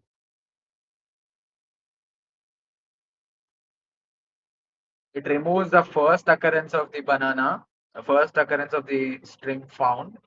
So keep that in mind and use that function. And then you have pop of one. Pop of index removes the element at a given index. If no argument is given, it pops the last element by default. And then so far we have looked at built-in functions like print, input, type, len, and many functions like pop, remove, and all that. Now we're gonna look at user-defined functions. Uh, uh, the functions basically help us organize code and avoid repetition. For example, you wanna print happy birthday 3 times, then you'll just execute a for loop three times. Or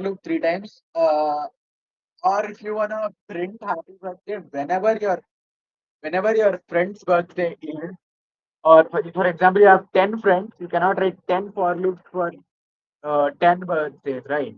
So you write a for loop, keep that in a function, and then you call that function many times. Basically helps you organize a function, organize your code. My bad.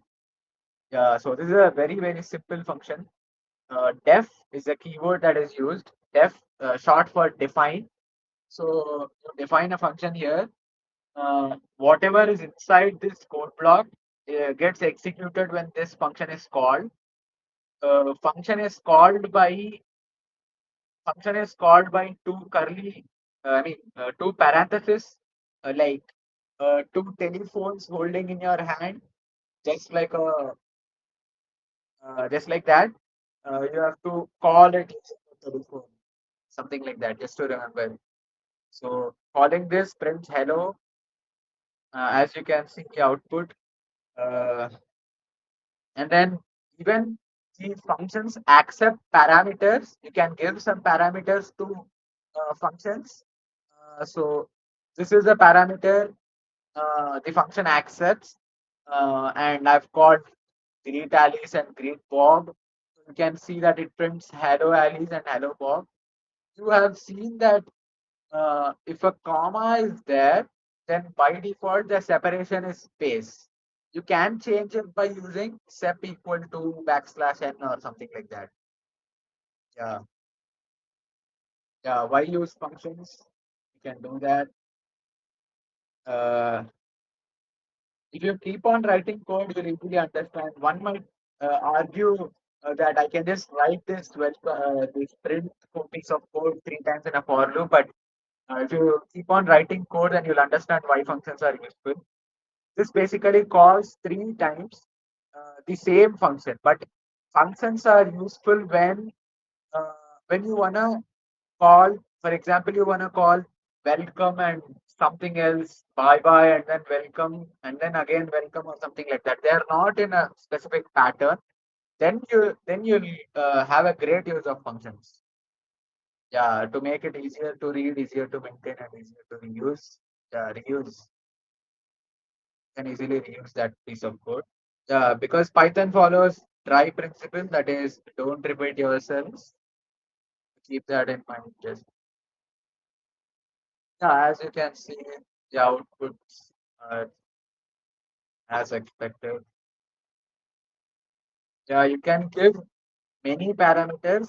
Each parameter must be separated by a comma. Uh, I'll show you a bunch of things now. You can solve the exercise later, but I'll show you a bunch of things right now. So, don't want, for example, we are looking at this function. The user can call, for example, my name is Dhruv.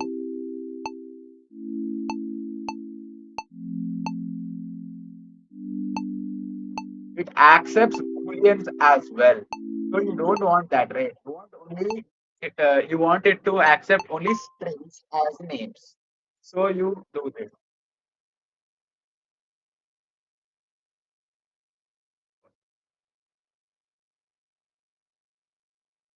Um, 1 second.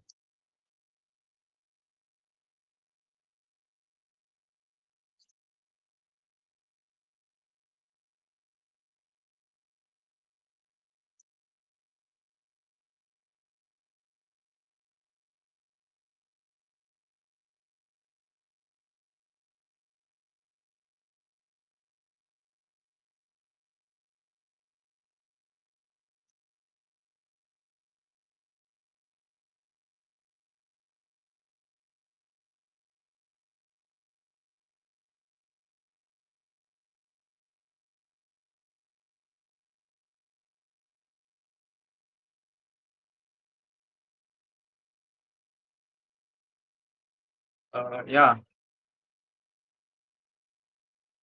Yeah. So if you want it to accept only strings, you check its type.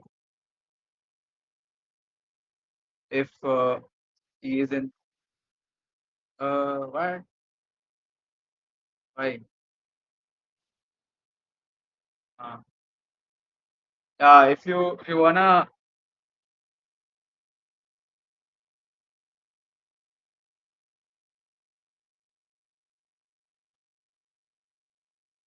you do that.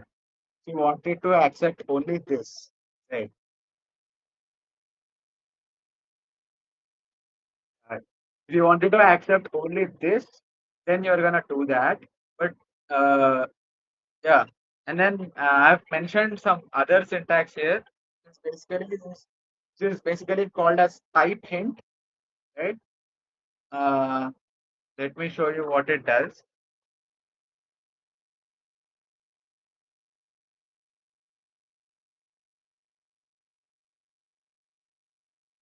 Yeah.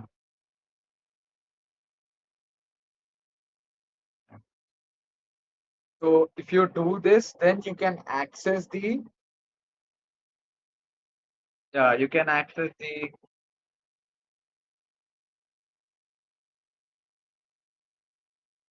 when you do this, you can access the member functions of name.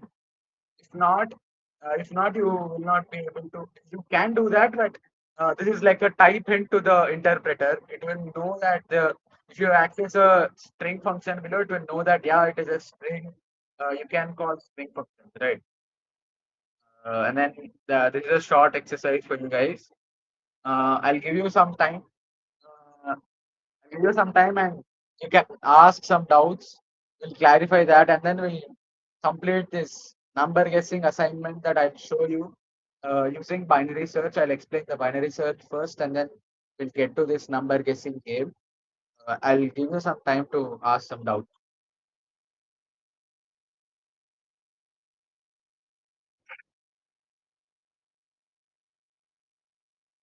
Hello, Satvik.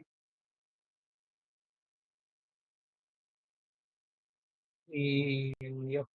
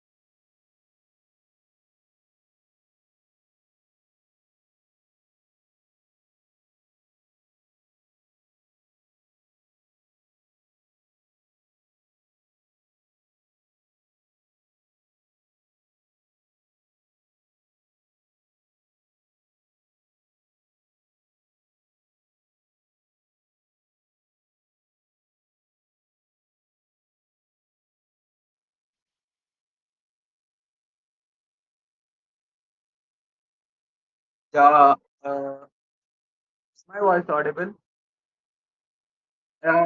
Somebody is asking a doubt. What name, colon name? What is that about? They're asking me to scroll up or something.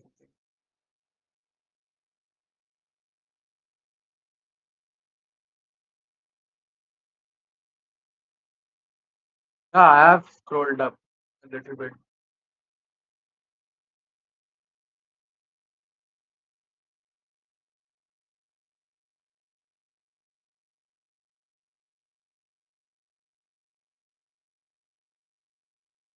You're talking about the syntax that I have mentioned, like this.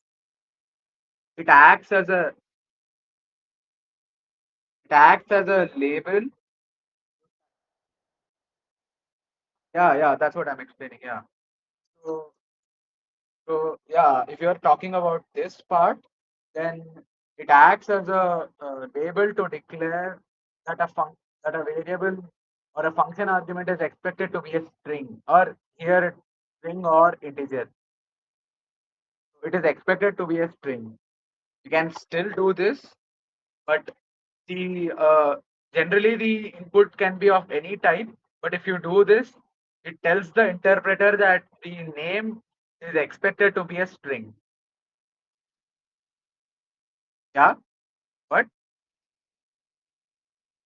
uh, it will run. Uh, it will run. But you can use the string methods inside the function.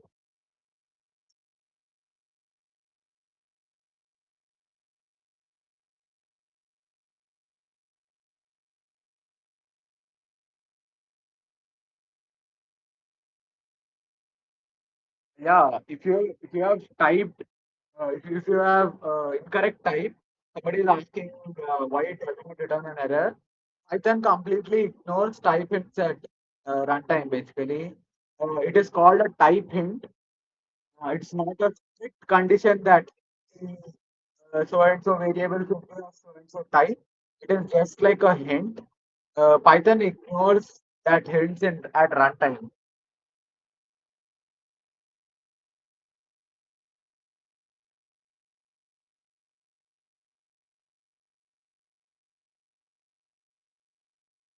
I hope your doubt is clear.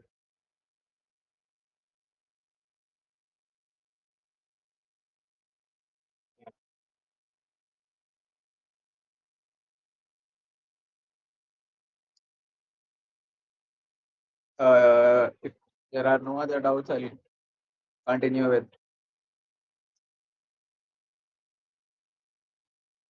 binary search.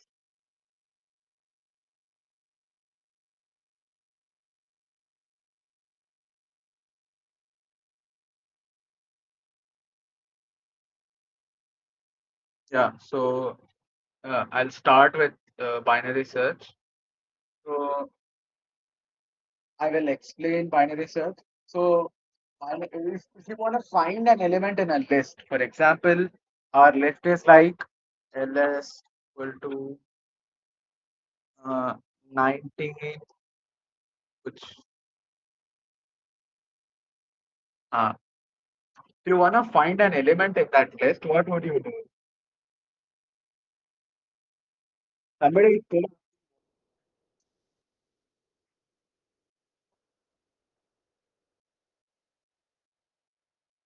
why the type hits are useful for uh, like for the suggestions. Like, let me show you. If you have ls dot, it will show you the methods that are there in the list basically. So it is useful for that and debugging as well. You can catch that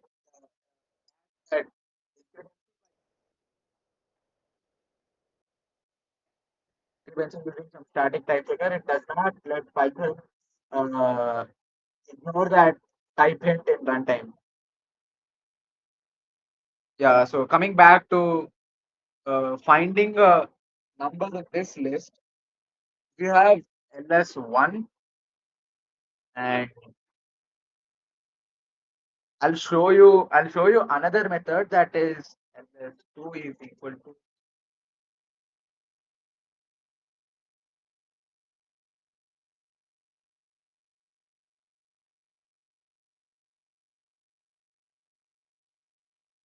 Yeah. So sorted of ls1 returns sorted array sorts this list and returns that, but ls1 is intact, it is not modified.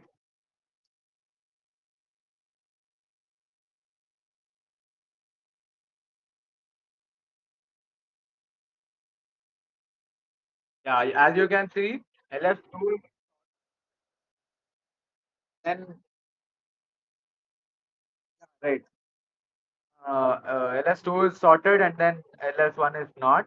So this is see if you have this and this, if you want to find, for example, 0 in ls1, you should iterate through all the elements. Check if 19 is 0, no, it is not. 121 is 0, no, it is not. We have 0, so you'll break. So, in the worst case scenario, you're gonna go through all such elements, right? So, you'll you'll your code will be executed n times. So that is called as O of n complexity, order of n. Like you check if you check k element on an average, k is of the order of n. In simple terms, there is obviously more to it. You can search in internet if you are interested, but the scope of this session is limited, so I'm limiting myself to whatever the scope is. Yeah, so it will be executed in O of n complexity because this does not have any pattern, but but this list has a pattern, that is the elements are sorted. How do you leverage? For example, I'm going to find 20 in this list. Obviously, it's not there. If I want to check if 20 is in LS1, then I would have to go through every element. So I will check four elements. If 19 is 20, no. 121 is 20, no. Like that, I'll check four elements. But this is sorted. So I need not check all the four elements. So there is a better way to find elements in list easily. So that is called binary search. What you do is basically go to the middle of this array. I'll make it odd so that I can explain it easily. Odd number of elements. Should I? Yeah. So I'll go to the middle of this array or list and check whether this is less than 20 or greater than 20. For example, I'm searching for 20 and this is less than 20. If 20 is there, it's definitely going to be right side of this 19, right? If if it if we have something like 21 here, then we'll come to the middle of the array, and you definitely know that if it is there, then 20 must be on the left side of 21, right? So in the next iteration, you have reduced the possible number of indices to half, right? So again, you'll go to the middle of this list. You'll go to the middle of this list, and then you'll see, for example, you go to the left middle because you have two middles when it's even. So it is 0 here. So obviously 20 is on the right side.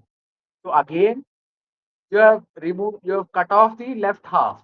So you have only 8 as one possibility. So obviously 8 is not equal to 20. So we declare that 20 is not there. So did you notice that every iteration we halve the list? Like if it is 20, if you are searching for 20, you remove half of this list. That is three elements that are greater than 20. So every iteration you halve that list. So uh, but here, but if you naively search for 20, at every iteration you decrease the number of possible elements by one only. If you, for example, you are searching naively, so 21 is not equal to 20, and then you move to next element. So at every iteration, you just eliminate one element, whereas in sorted arrays, you can eliminate half of the array. So obviously, binary search is very, very efficient for searching. So I'll implement binary search function now. It takes so it takes. I will implement a function. It takes a list,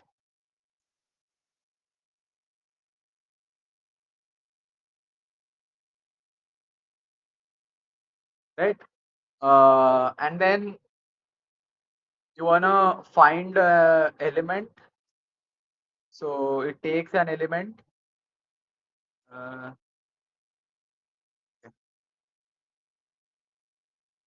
so you wanna find that particular element in the string. So let me rename it. Yeah, have better function names, guys. Yeah. So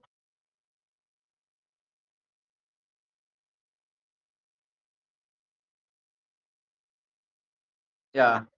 So basically, low and high. What low and high indicates is our element can be at 0th index from 0 to the last index.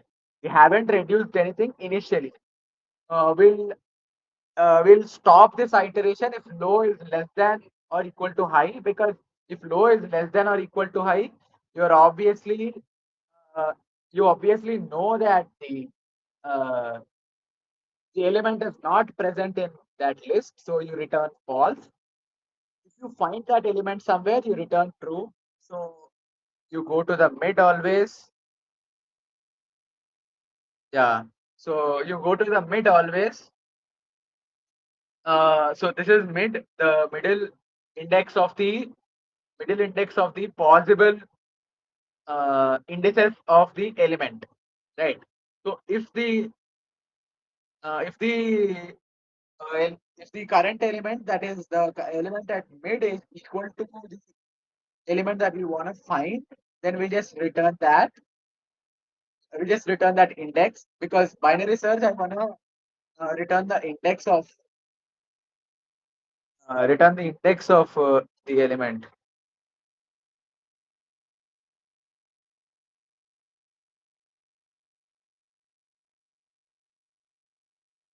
Yeah.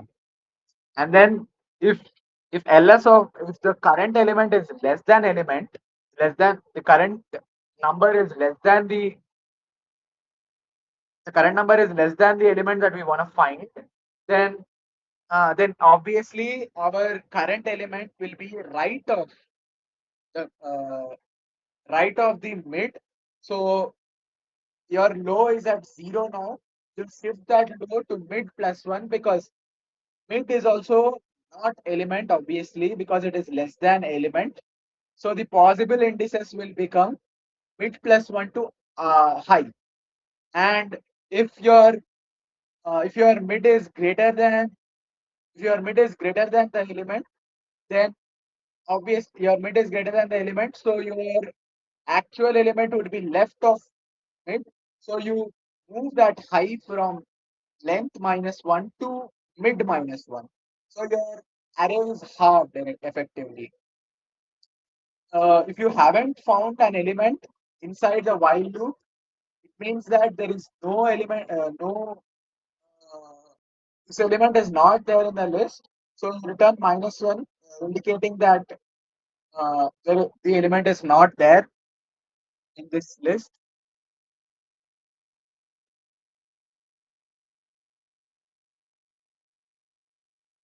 Yeah.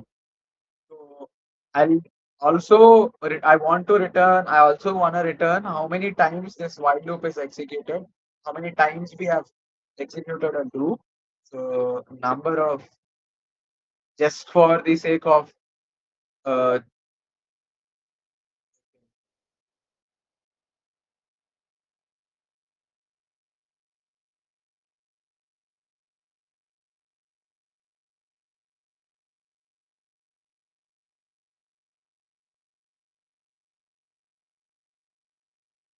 Uh,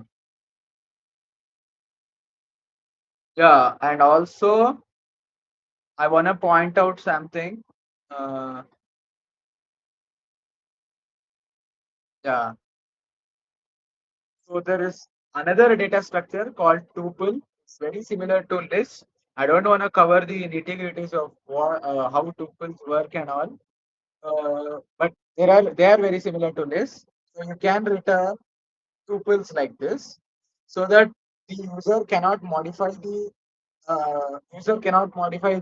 output in place. He has to allocate new memory to uh, modify the output.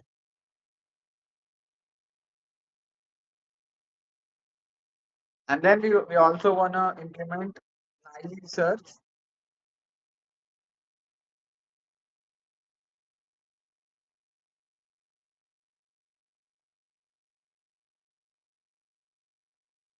Uh, so uh, uh, yeah, right. This is the naive search. So number of times is zero, and yeah, this is what we have now. So I'll just show you how many how much difference is there between binary search and naive search. For example, I have a very big array, and wait a minute. Also, common mistake, guys. You have to ensure that the list is sorted. So if if I assume the user is sane enough to use his own function, I am sane enough to use my own function properly. So I just give a sorted list to this. But if you are giving this code to someone else, you got to verify that the list is sorted, or mention in the document string that the binary search only gives correct results if you have the list sorted.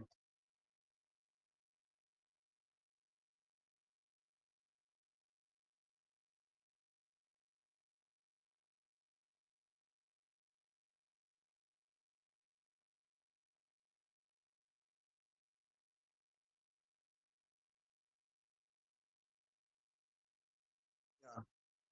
So I want to point out that difference just for some context. Uh, yeah, I want to discuss something else also. You can do something like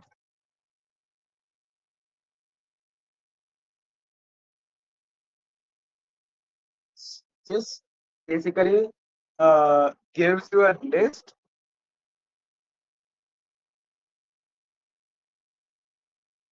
This basically gives you a list, one, 0, comma 1, comma 2, comma and so on up to 999.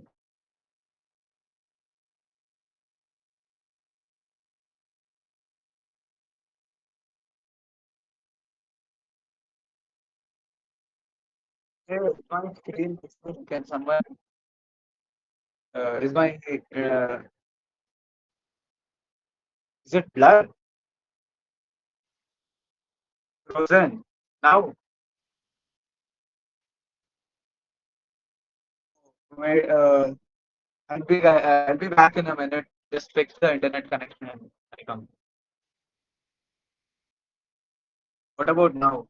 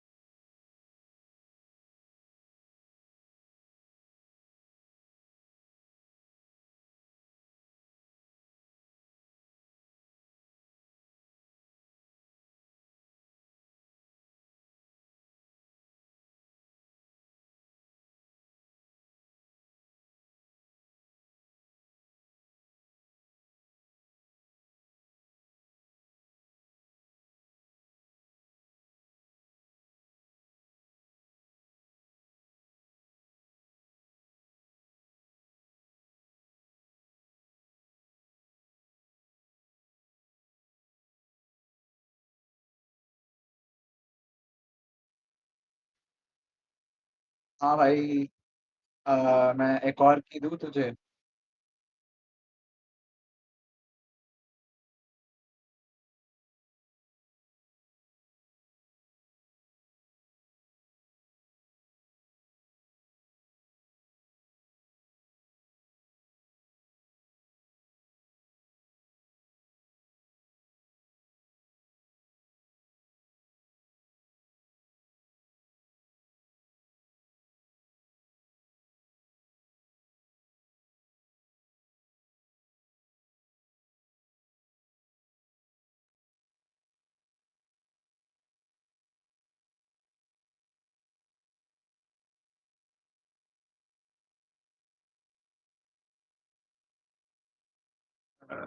Hi guys, sorry for the inconvenience.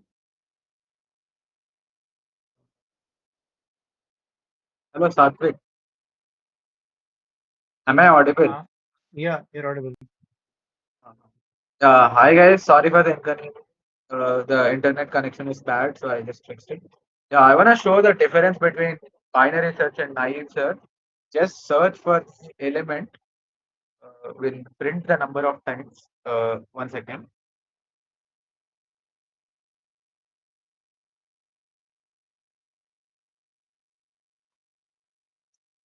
Yeah, you can clearly see the difference. Naive search has searched for 1,000 iterations. That is because 1,000 is not present in this list. It will go till the end for 1,000 times and then say that the element is not there. But in binary search case, it always eliminates half of the array. Half of the array always. The number of iterations is way less compared to the naive search. If you have some knowledge of what order of complexity is, because you're eliminating one element at a time, so you will take n iterations to eliminate all of them, right? If you are eliminating half of the array at a time, you'll take log base 2 of n iterations complete the to complete the completely eliminate the whole list. So binary search is O of log n, order of log n, and naive search is order of n. Uh, so we're gonna code up a small assignment, and after that we'll give you a short quiz, 30 that has 30 questions, and after that in the WhatsApp group, and also a Google form in which you can submit your code for an assignment that I'll describe shortly after coding this final was. After with that, your session will end. So let's continue with coding the final was. Okay. So the I'll describe the question. Basically, simple interactive game where computer tries to guess a number in user's mind within limited attempts, obviously. So then user gives feedback if the each guess is correct or not, too high or too low, and then the game ends when the computer guesses the correct number, and or all the attempts are used. I'll say number of attempts are 11, for example, just for right, and then I'll I'll say that the input range is fixed. So print.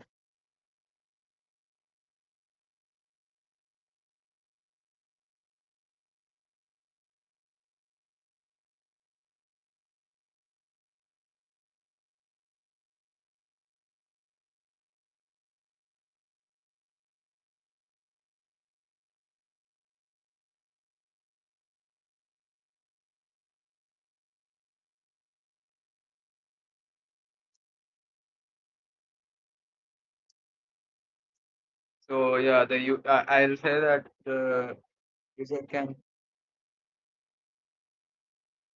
yeah, I'll show you the usage of f strings as well.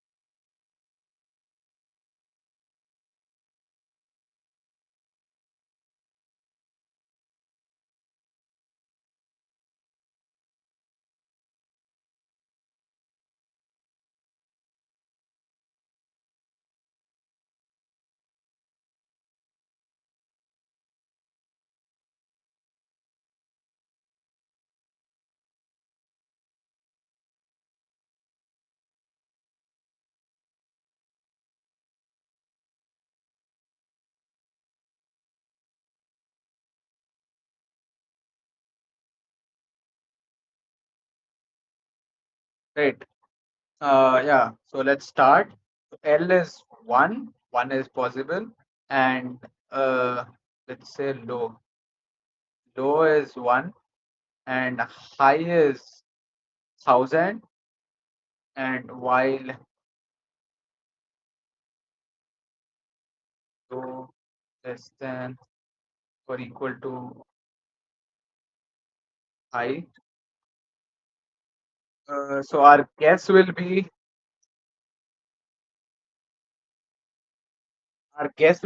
the middle number, that is low plus high,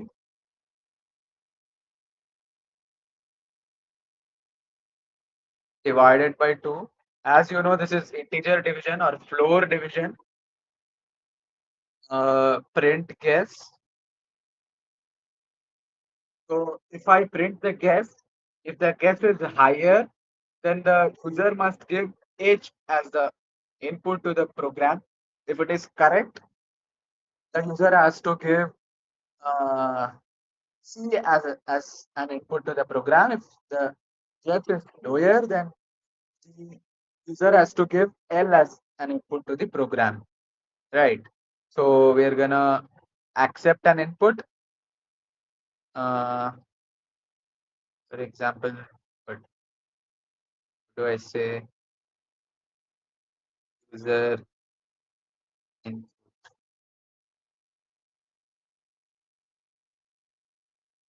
if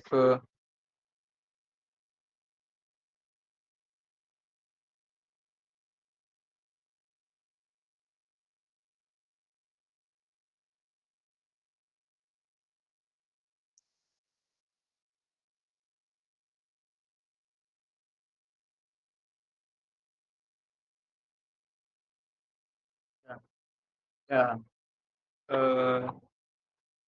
uh, here it is. So here is the code for, and the number of attempts is 11. So print.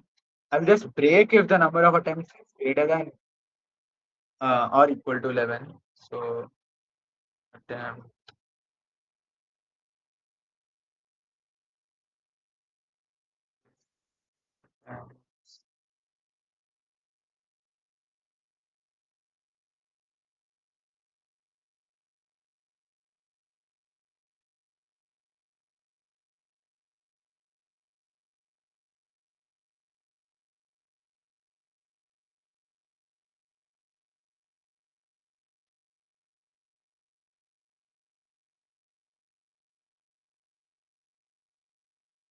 yeah.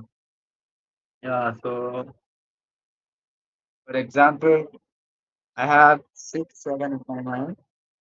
So obviously, it's lower than, wait, yeah, since my guess is lower than that, I'll give, wait, this is not consistent. Wait a minute. The original number is lower. Um, but, stop. Yeah. So if the original number is lower, I'll give L as the output. So if the original number is lower, it's obviously left of our guess. So, so yeah, what happened? Oh, oh, yeah, yeah, yeah. Now it's consistent. Yeah. So,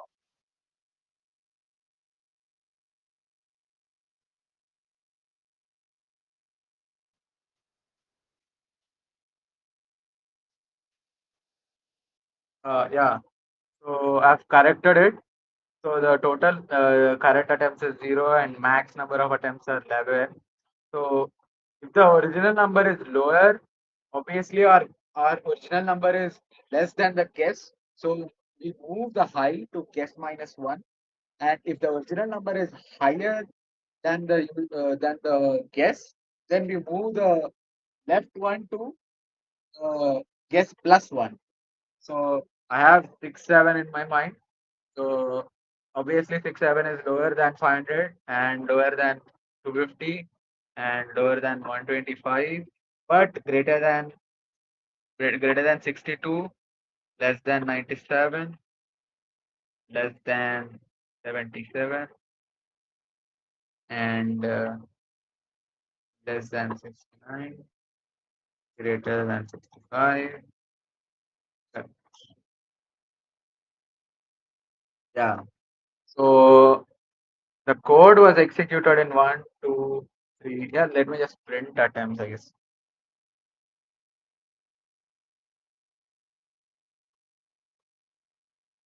Yeah, so it was done in 9 attempts. If it was naive search, for example, you are searching, you're always guessing. First, you'll guess one, and then you'll guess two, and then you'll guess three, and so on. Then you might potentially have you might potentially not complete in 11 attempts because it might take 1,000 attempts to reach to 1,000, right? So that's not the way to solve this puzzle. So this is the way to solve the puzzle. The binary search is the way. Yeah. So we'll be sending. Yeah, I'm done with my presentation, and we'll be sending uh, the quiz link on WhatsApp group. Uh, and do attempt that quiz. We'll be around here for 20 to 30 minutes. We can clear your doubts. Uh, yeah, stay tuned.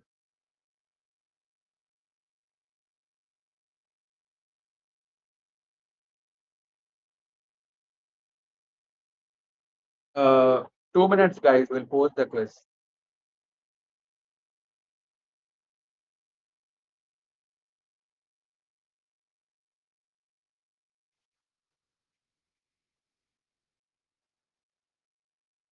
Uh, we'll do that afterwards, I guess.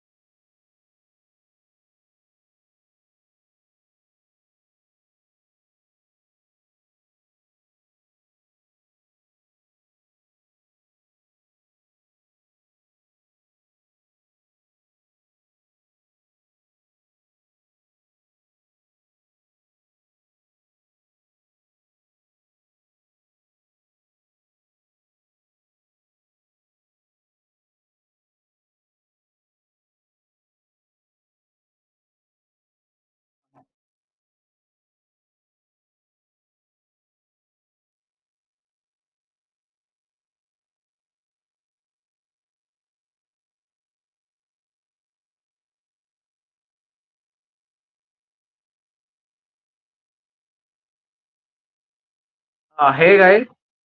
We'll post the quiz now, shortly in a couple of seconds. And you gotta submit the quiz before 1 p.m. Then you get the attendance. And for certificate, you should have the attendance. And uh, today later around 2 p.m. we'll release a form and the final question. final assignment. You have to submit that by today EOD, so that if you submit that correctly, then you'll get the certificate from programming club side.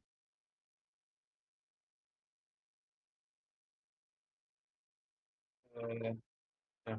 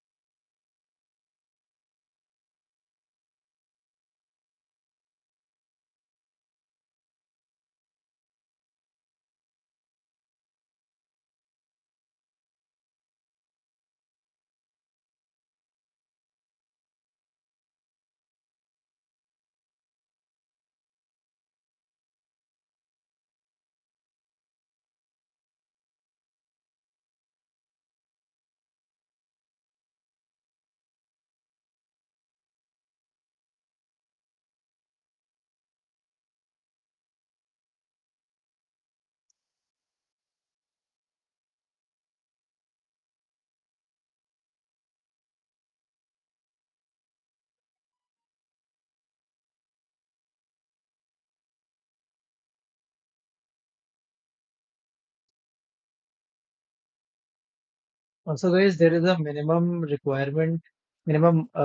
score requirement in the quiz. So it is advised to revise the notebook first and then start Uh, doing the quiz. uh, Satvik, can you post the notebook in the group so that they can Yeah, revise it? sure. And then, guys, please don't Google the answer or something. It's to test yourself. If you do that, you're just cheating yourself.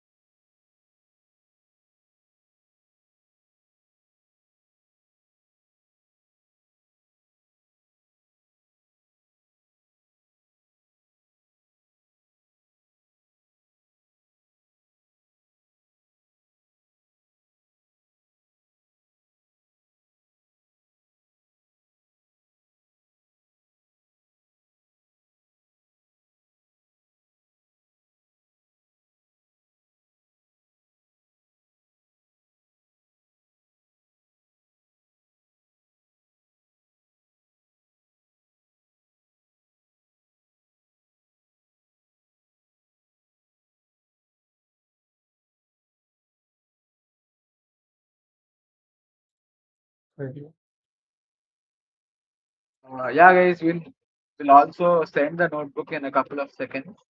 You just have to wait for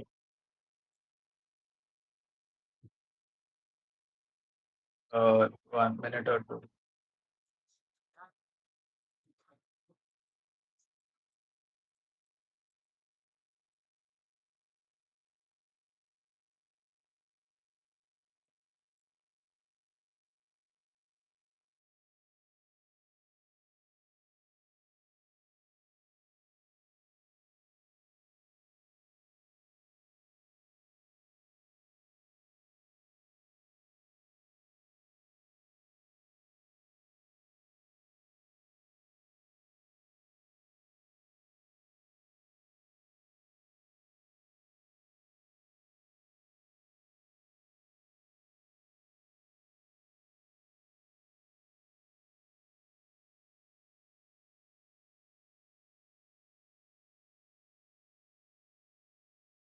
ठीक है।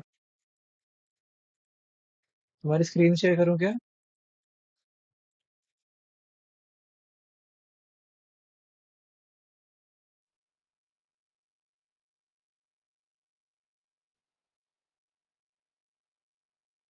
Hey guys, hope my screen is visible. We have shared the notebook to you guys. You can refer that notebook first and then attempt that quiz. You have 1 hour till deadline, around 1 hour. You can refer that for probably 10 to 15 minutes. So I'll show you guys how to open the notebook in Google Colab.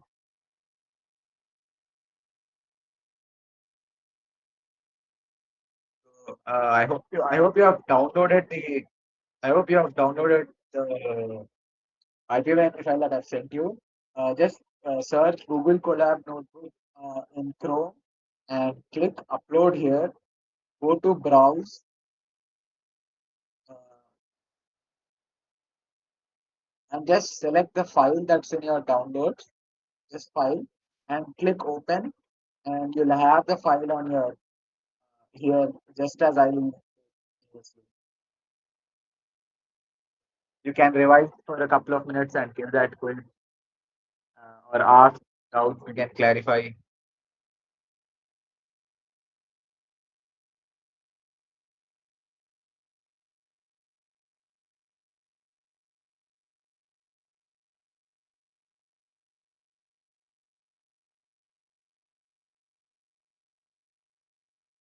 Yeah, the session is basically over, but you can stay back for 10 minutes or so if you wanna ask us some doubts.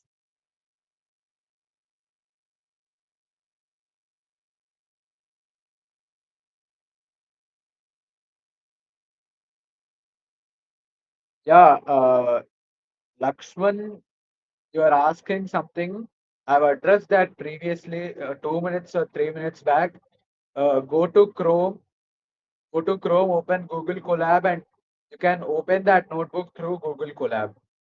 Google Colab is an online editor for IPv4 file. You can also open it on VS Code if you have the Jupyter Notebook extension. Yeah, you can do it on VS Code if you have the Jupyter Notebook extension. But if you are a beginner, then Google Colab is preferred.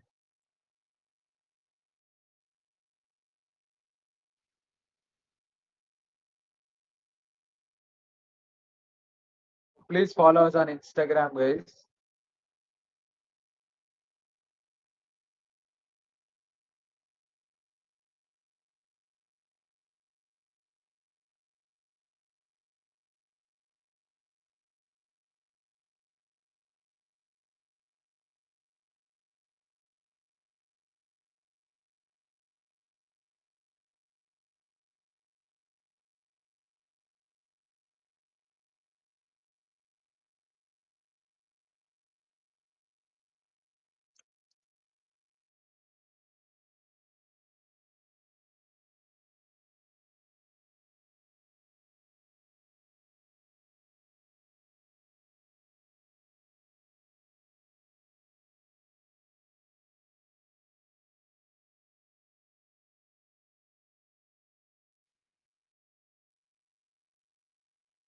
Yeah, somebody is asking about the attendance in chat. So,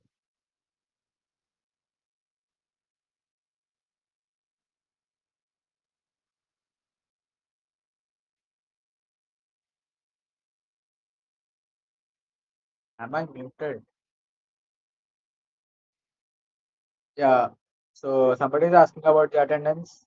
I've sent a quiz in the group, so you can attempt that quiz. If you submit the quiz uh, before 1 o'clock, you'll get the attendance mark. So the question, the questions are fairly simple, and also there are 30 questions. We gave a 60.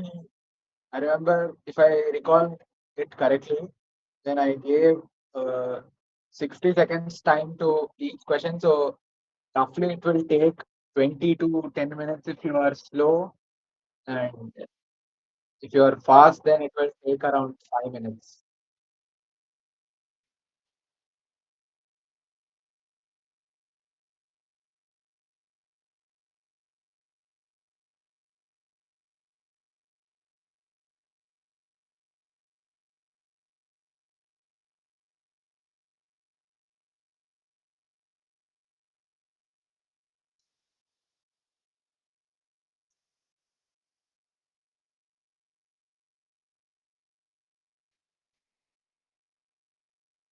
Huh.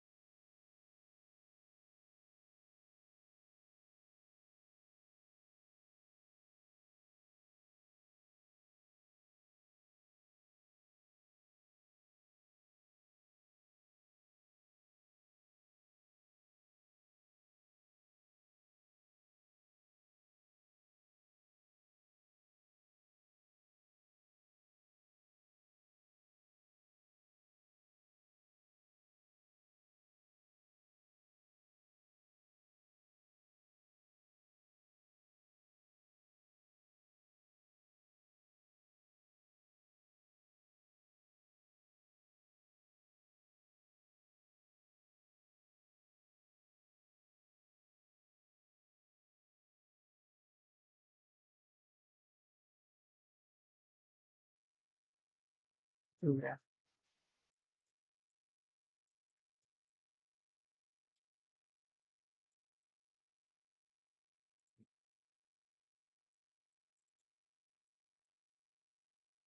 Am I unmuted? Yeah, you are. All Yeah. right, So guys. That's it for the session. yeah, Hope you guys liked it. hope you guys had some value, got some value from this session. And, in the final question form, you'll have a feedback field as well. Please do give feedback. We want we wanna really improve, so we appreciate constructive criticism. Um, yeah, bye guys. That's it for today. Right, bye, guys. Yeah, don't forget to submit the assignment before 1 o'clock. Note that it might take about 20 minutes, and also submit the assignment that we are gonna release at around 2 o'clock. At around 2 o'clock on binary search, so complete it before today EOD. Yeah.